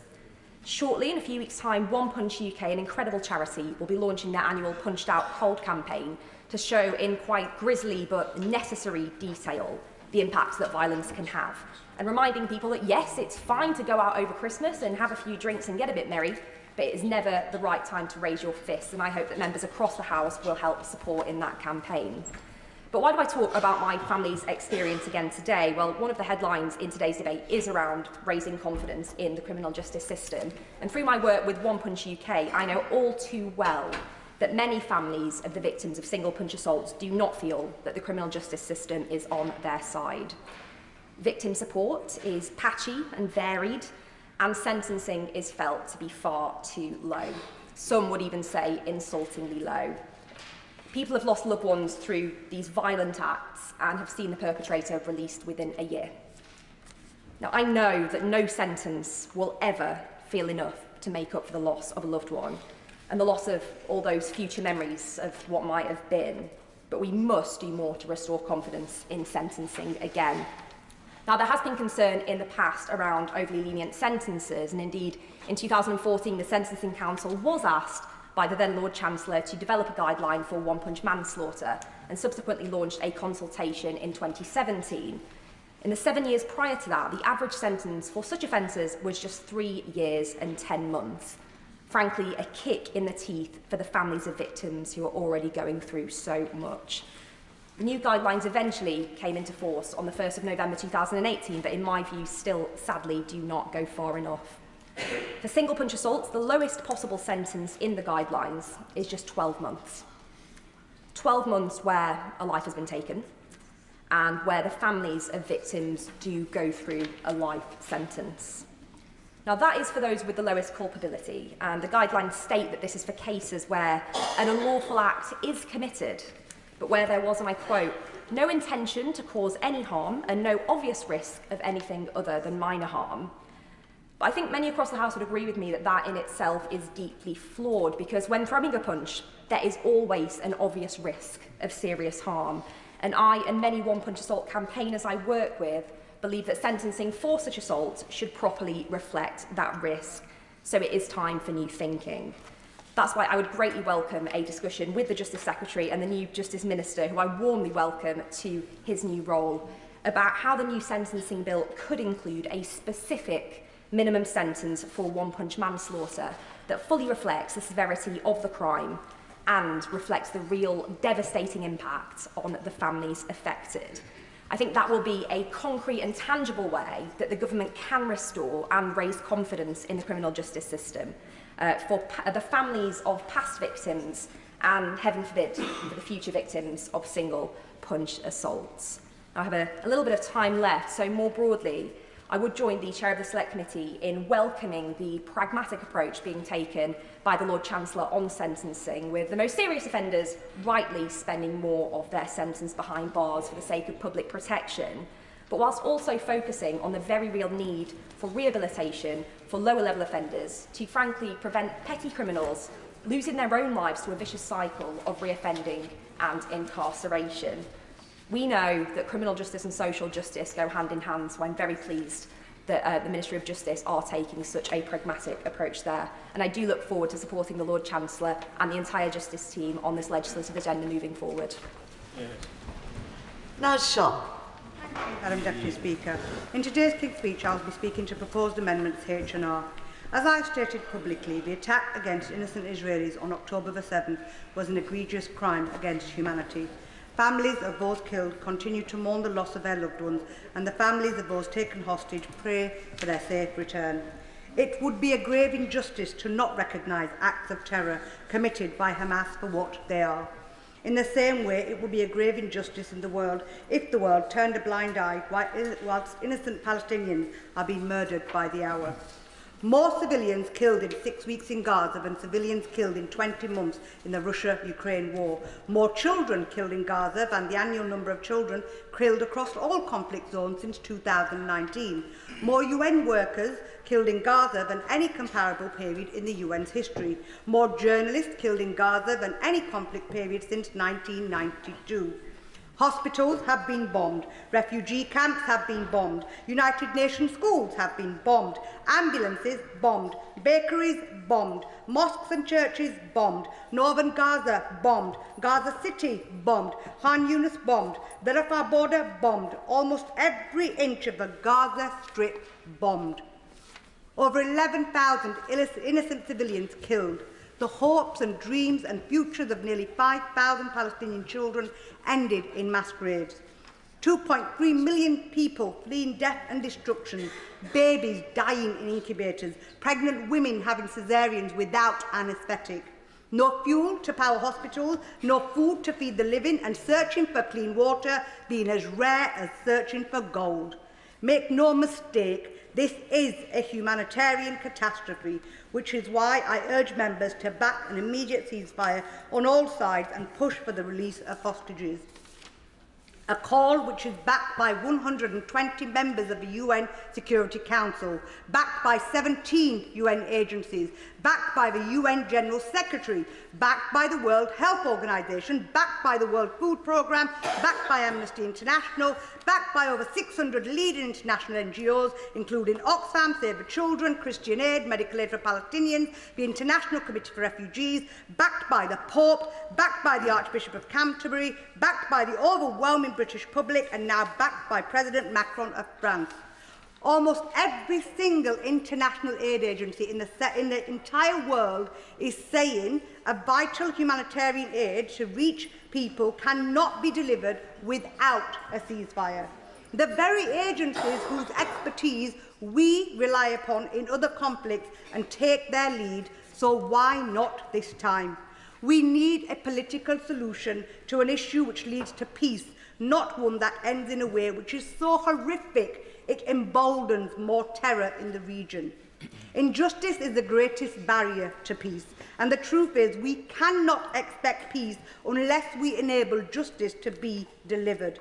And nothing symbolises our British values better than the statue of Lady Justice towering over the Old Bailey. Figuratively blinded because justice is unbiased, the scales representing the impartiality of decisions, and the sword a symbol of power and justice.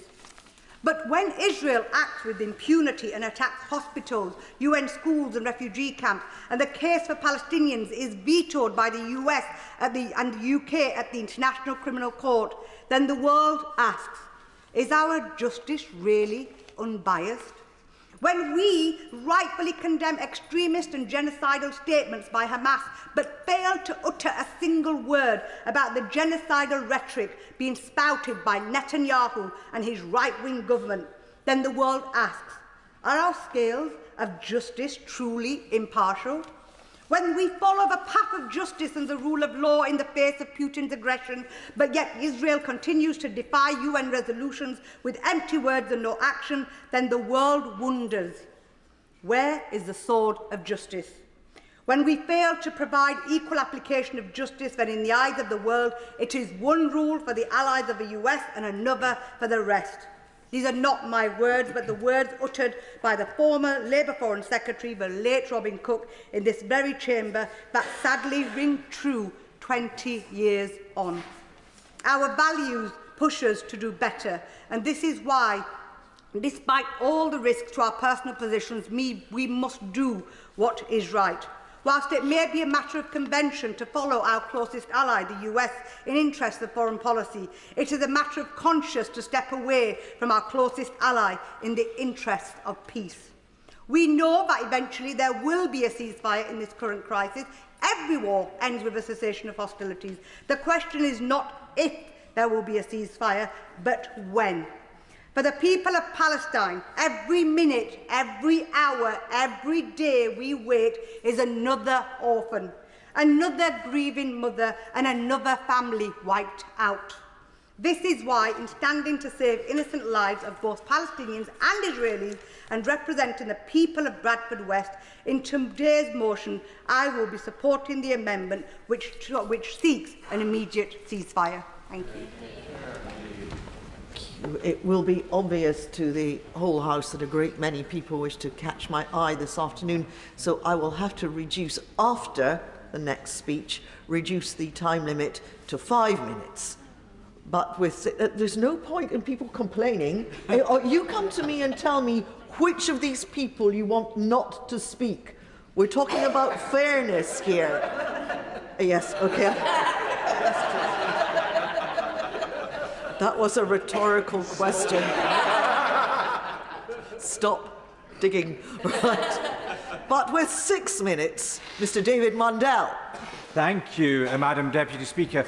And can I begin, because a number of members have referenced the appalling practice of spiking, by commending my constituents Mandy and Colin Mackey, who have founded Spike Aware UK following the tragic death of their son Greg, who had his drink spiked. And I very much support their campaign to have a law criminalising spiking introduced both in Scotland and the rest of the United Kingdom. Turning, Madam Deputy Speaker, to the gracious speech, there was much to welcome, particularly the strong focus on tackling crime and on keeping communities safe from crime and antisocial behaviour. The measures proposed to ensure tougher sentencing for the most serious offences and to increase the confidence of victims will, I am sure, receive strong support, not just from these benches but across the country. However, it is the case that the devolved nature of policing and justice in Scotland means that my own constituents and everyone living in Scotland will not automatically get the benefit of these changes. That would require equivalent action from the Scottish Government, who have responsibility for policing, tackling crime and the justice system, and the experience of my constituents and of communities across Scotland is that when it comes to these matters, SNP ministers promise big but deliver small. Take police numbers. The SNP government came to power in 2007 on a commitment to recruit and maintain 1,000 extra police officers over and above the 16,234 full-time equivalent officers that were then in place. 16 years later, the number of police officers in Scotland is a little over 16,000, right back to where we started from.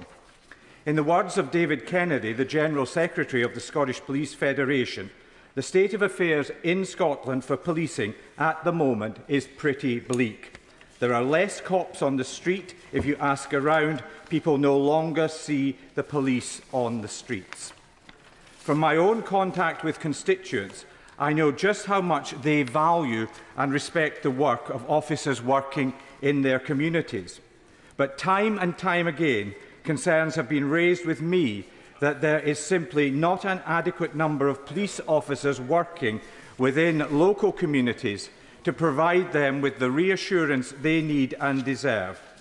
That's a clear message that I've been given most recently by local people in Peebles and Gretna in my constituency, where concerns have been put to me over the increased disorder and other types of antisocial behaviour.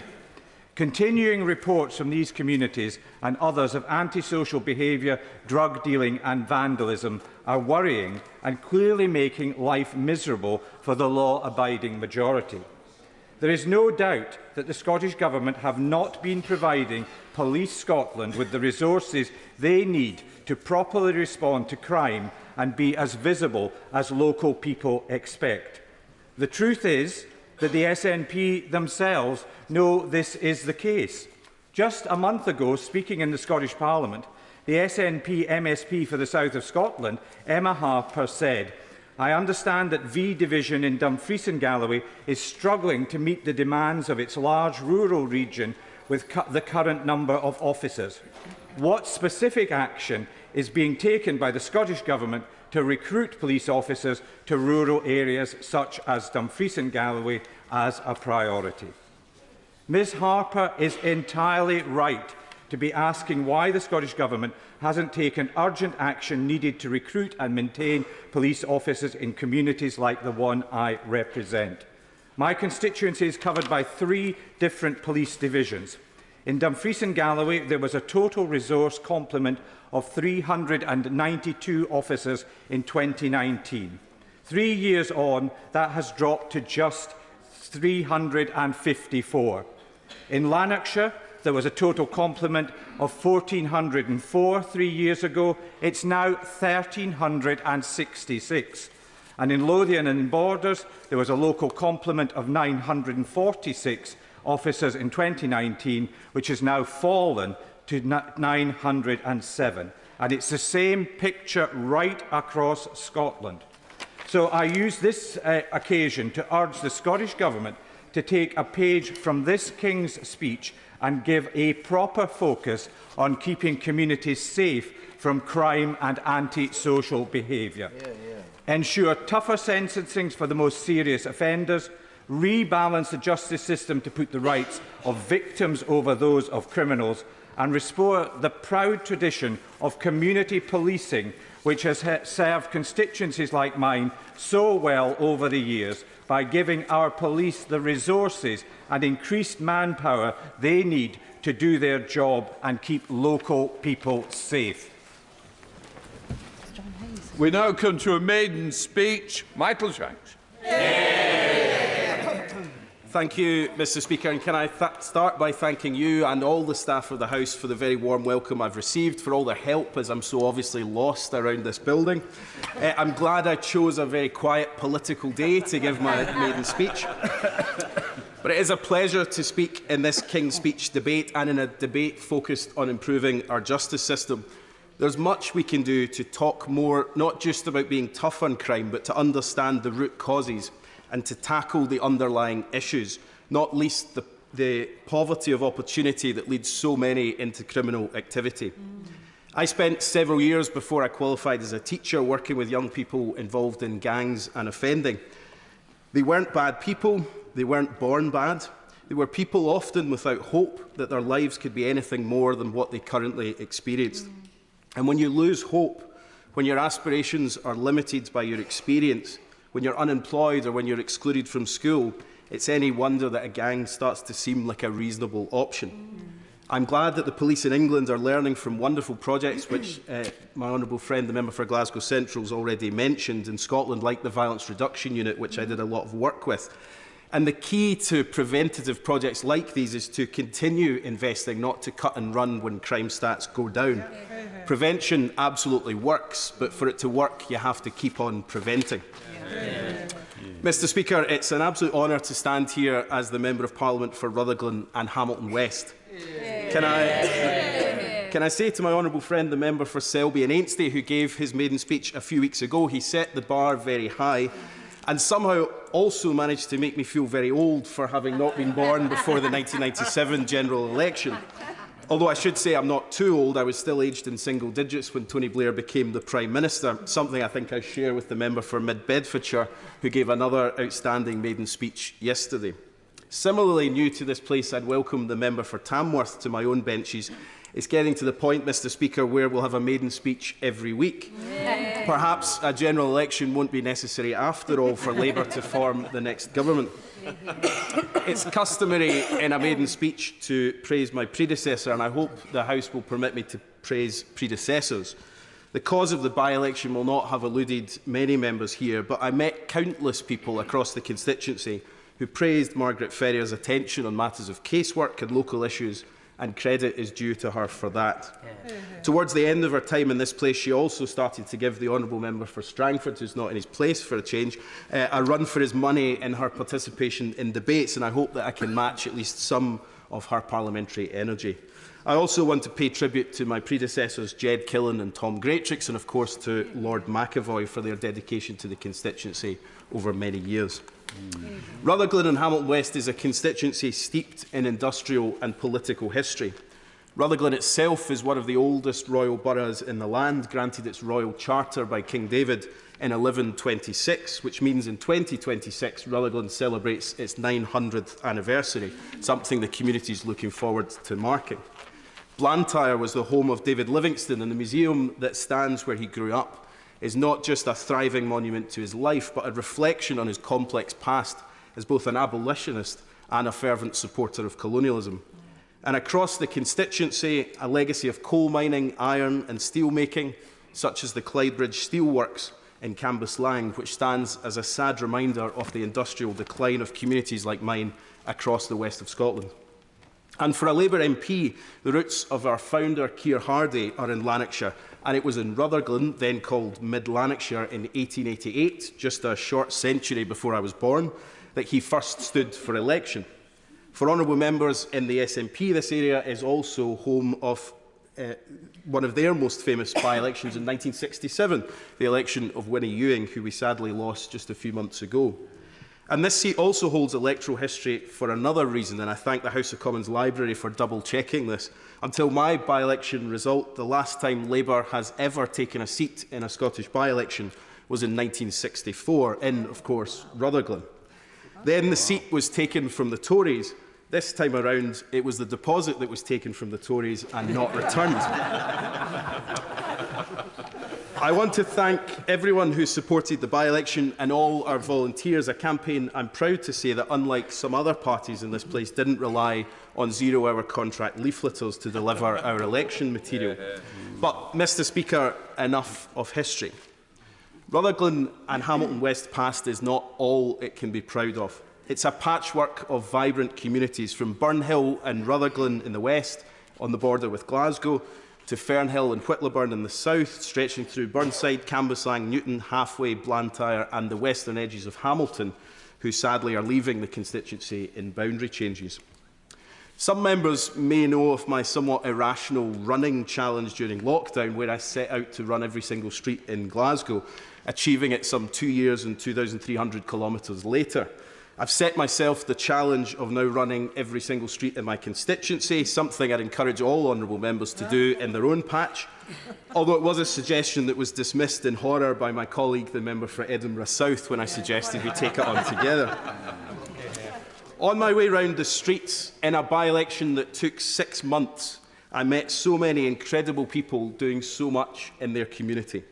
It's a constituency with a fantastic sense of pride, from the various gardening groups that brighten up the streets to the charities and organisations like LEAP or Healthy and Happy or the Fernhill Bingo or bowling clubs, or even Mo's famous shop in Blantyre, which operates more as a community centre than a shop. They do so much to bring the community together and reduce the social isolation that so many people feel, especially after the pandemic. It's a community full of hard-working, decent people who aren't ever shy in telling you what they think, as any journalist that was camped out in the main streets of my constituency will recall during the recall petition and the by-election. They want the absolute best for their community and their family. But they're also rightly angry, politically scunnered at being let down time and time again by governments distracted and divided at the very moment they need them most. Devolution promised us the chance to make decisions unique to Scotland in Scotland, but so often of late it's become a place not of the high ideals of public policy, but of manufactured grievance and division. Donald Dewar spoke of the Scottish Parliament as a means to revitalise our place in this, our United Kingdom. It feels to most Scots today that neither SNP nor Conservative is revitalising anything, and our slow, much too slow march towards social justice continues to elude far too many. My first contribution in this House was to ask the Secretary of State for Work and Pensions to make work capability reflect the complexity of people with neurological conditions. It's a clause close to my heart, as is disability more generally. For far too many people, their potential is still limited by factors that are out with their control. Systems that we put in place so often hold people back. Complexity in the benefit system forces people into poverty and destitution. A fundamental lack of compassion and understanding stalls people's ambitions right at the moment it should be unlocking them. Another Lanarkshire Labour MP and a political hero of mine, John Smith, put it well in 1993. A choice between Labour's opportunity society, which invests, which educates, which cares, and the sad reality of neglect, division and rising crime that is Tory Britain today. A choice between Labour's commitment to democratic renewal, to rights, to citizenship, and John Major's centralised, secretive and shabby government. Fast forward 30 years and he could be talking about where we are today. A government that's incapable of delivering the change my constituents need. It's become fashionable of late, or perhaps it was always fashionable, to denigrate politics. It's not hard to see why people see our deliberations here as foreign to their daily lives. But I've also seen in the few short weeks I've been here, MPs from across this House championing causes that may only affect a few people, but affect them greatly. And as I used to tell my pupils when I was encouraging them to vote, politics changes our lives for better or ill, and it's our responsibility to engage with it meaningfully. I'd also say, having been elected, I was amazed to discover my former pupils took to TikTok to speak positively about me, which I have to say, working with teenagers is not necessarily guaranteed. But I'd also say, Mr. Speaker, on reflection, the behaviour that I sometimes used to complain about in the classroom, I'm discovering might actually have been more impressive than I thought since I arrived in this place. I have no doubt over the coming weeks and months I'll wrestle with complicated issues and seek to further my understanding of topics that I'll openly admit I need to know a lot more about. None of us has all the answers, although I suspect that may come as a surprise to some honourable members. But complexity shouldn't be something we shy away from. Nuance, which seems so lacking in our political discourse today, no doubt in part because of the role of social media, is an essential part of coming up with the common sense solutions that actually work for people. Being able to disagree without being disagreeable should not only be possible, but something we strive for. Mr. Speaker, with a general election on the horizon, who knows how long I might be sitting on these benches, at least on this side of the House. The opportunity to serve, as John Smith put it, is about putting our values into practice. And I don't want to be here just opposing the Tories, but on the other side replacing them. But, Mr Speaker, for every day I am here, I hope I can serve the people of my constituency well. I hope I have the confidence to stand up for those who are too often voiceless in our society and at least try to change some of what holds so many people in my community back. This place is full of people with a wonderful calling, and I hope I can do the people who sent me here proud in the time that I have. Sir John Hayes. Thank you, Mr Speaker. What a pleasure to follow the thoughtful eloquence of the new member for Rutherglen and Hamilton West. One of his predecessors, Tom Greatorex, shadowed me when I was the Energy Minister and became a great friend of mine, and I hope he might become a good friend too over time. When I was a boy, still younger than the honourable member for Selby, I attended my first Conservative Party conference in 1975, and Margaret Thatcher, the new Conservative leader, declared then that the first duty of government is to uphold the law. If it tries to bob and weave and duck around that duty, then so will the governed, and nothing is safe, not home, not liberty, not life itself.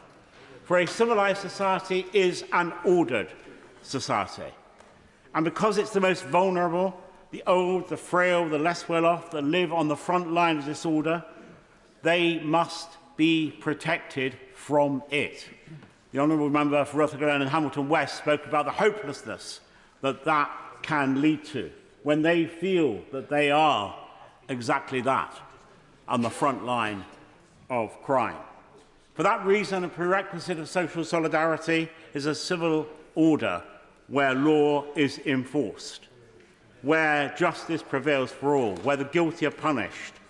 We must stand in defence of the gentle in this place. Yet too often in my lifetime, those who shape criminal justice have been impervious to the harm their doctrines do. Detached from the concerns of the hard-working people, too often people with power are influenced by guilt-ridden bourgeois liberals. Too much of this opinion-forming elite has lost a sense of proportion about what matters and what doesn't. They're able to gauge the insignificance of trivialities which waste time and resources, unable to tell the difference between the petty and the pertinent. Many people often believe rightly the criminal justice system is more interested in hurt feelings than the hurt that crime causes. People can't understand why elements in the police appear to care more about silly social media than they do about burglaries and theft. It is preposterous that half the calls passed on to frontline police in recent years have been about social media. Figures released in June revealed that the proportion of crimes resulting in a charge or summons was just 5.7%. By the way, that's a slight increase on last year. That means that 95% of crimes in England and Wales go unpunished, leaving aside those that don't even get reported. Meanwhile, in the 5 years to 2023, an incredible 120,000 people were recorded for non-crime hate incidents. Causing offence may be rude, but is it really worthy of police time? The liberal elite who offer a multitude of platitudes about equality are nonetheless content to see a two-tier justice system where cultural relativism determines what is investigated and what isn't. Whether it's eco-fanatics or Islamic extremists, the law must be applied equally to all.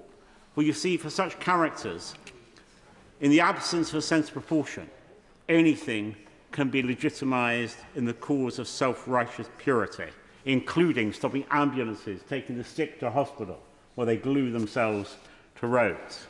We must end the culture, too, of excusing and then rewarding deviant and wicked behaviour.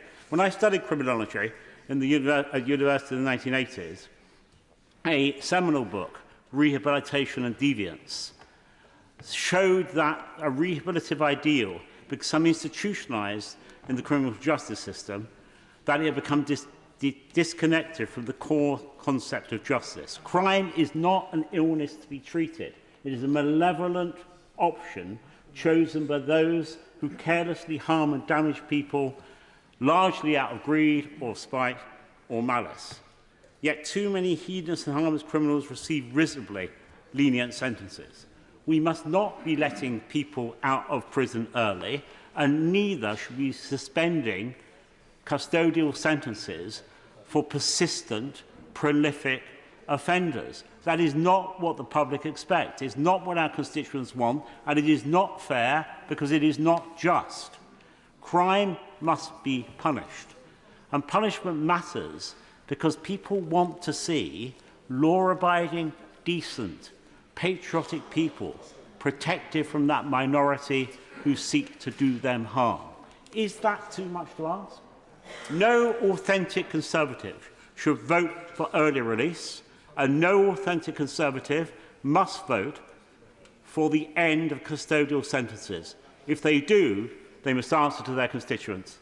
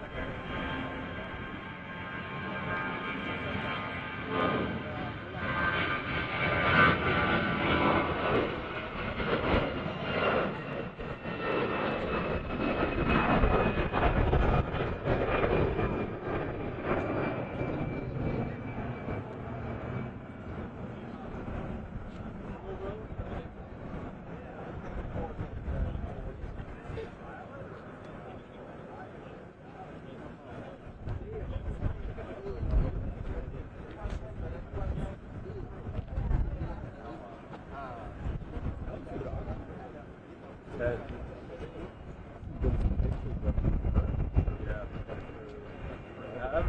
like on Instagram. Oh, yeah.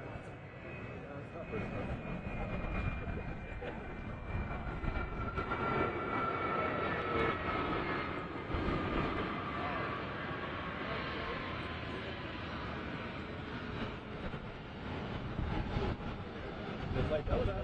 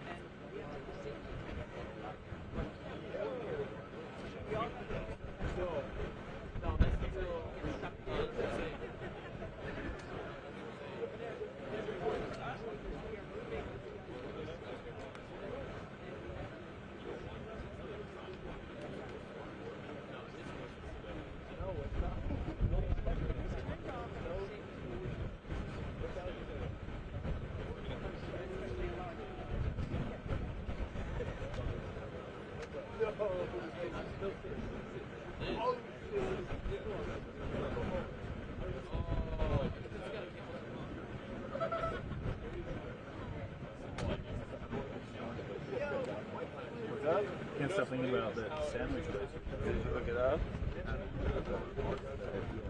Good. It's like the perfect amount. Not too big, not too small. But we're supposed to be really mixed this proper. Each sandwich is a part. They care about it. But you'll get it.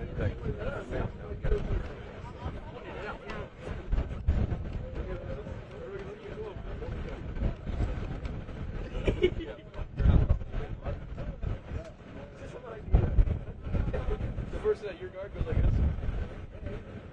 I cannot imagine.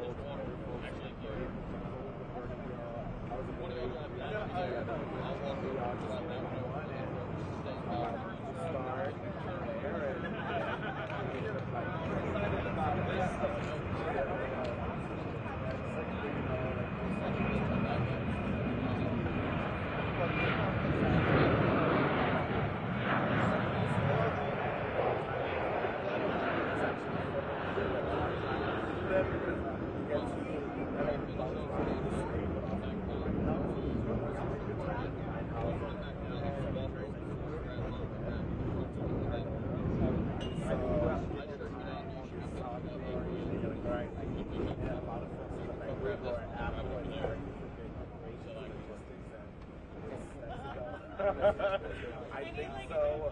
If not, I would have worked for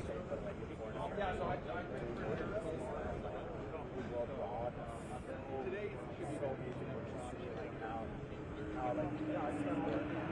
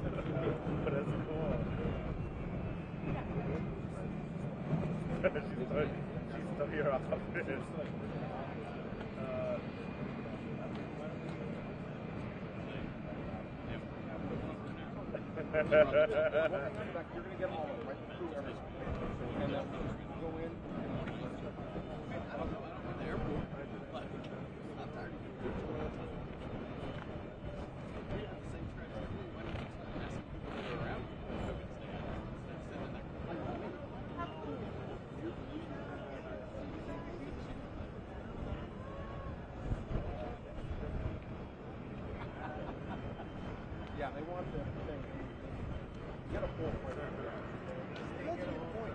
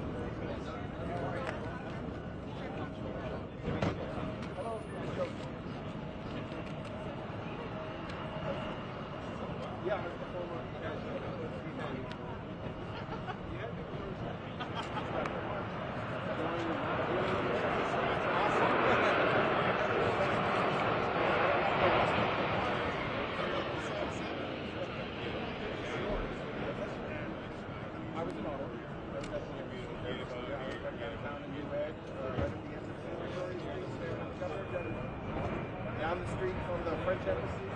I would walk to work every day through the Maiden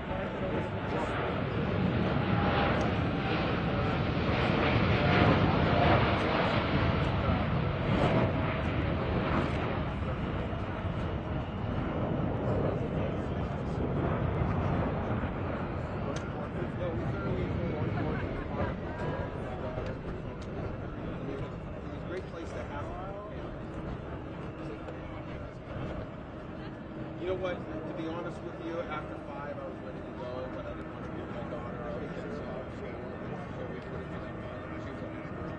And I would have never been able to do that. But that's one of the first things. And she graduated from She is at the University of Rwanda.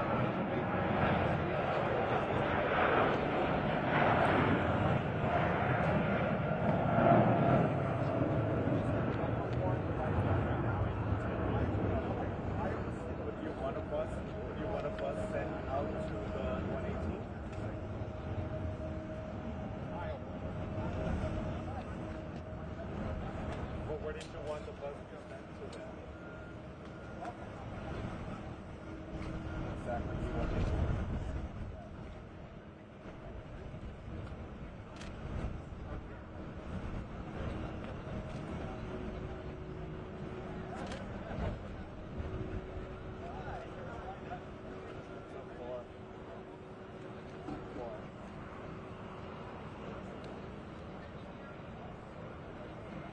Yeah, I'm sending both of them after the fact. We're working right after.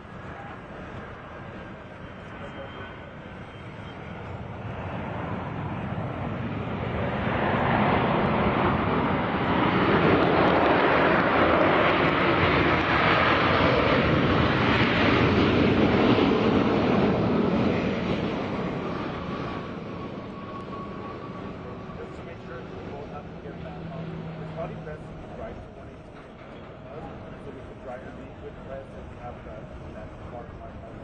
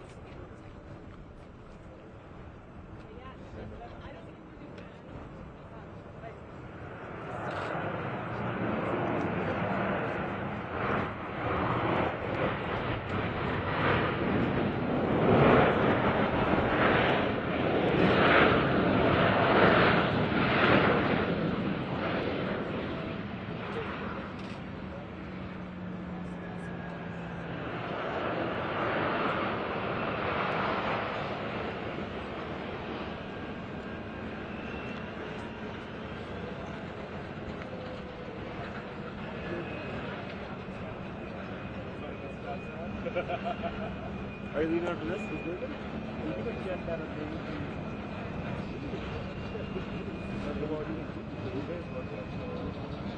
what? It's a big event that everybody's asking about. Everybody wants to do that. Everybody's asking about. But you'll be you. So I don't have to suit.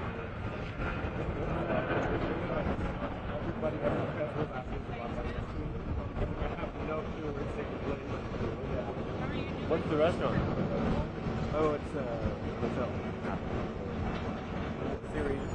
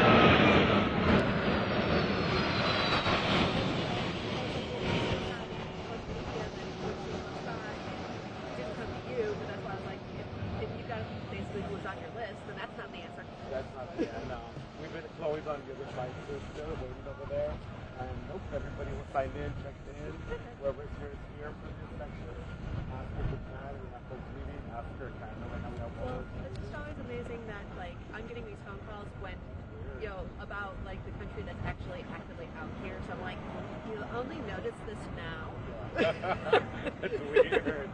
We've only noticed this now and not like an hour ago when we could fix it. Funny. So I was just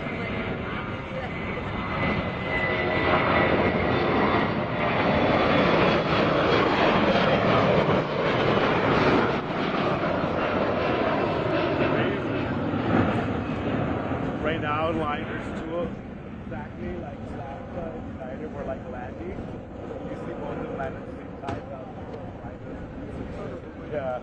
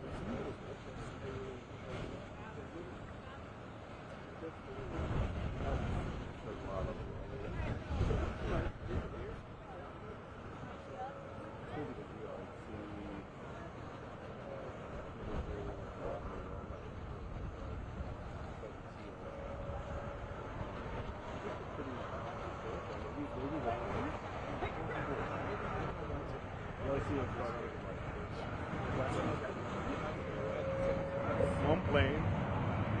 Maybe that's it. Yep.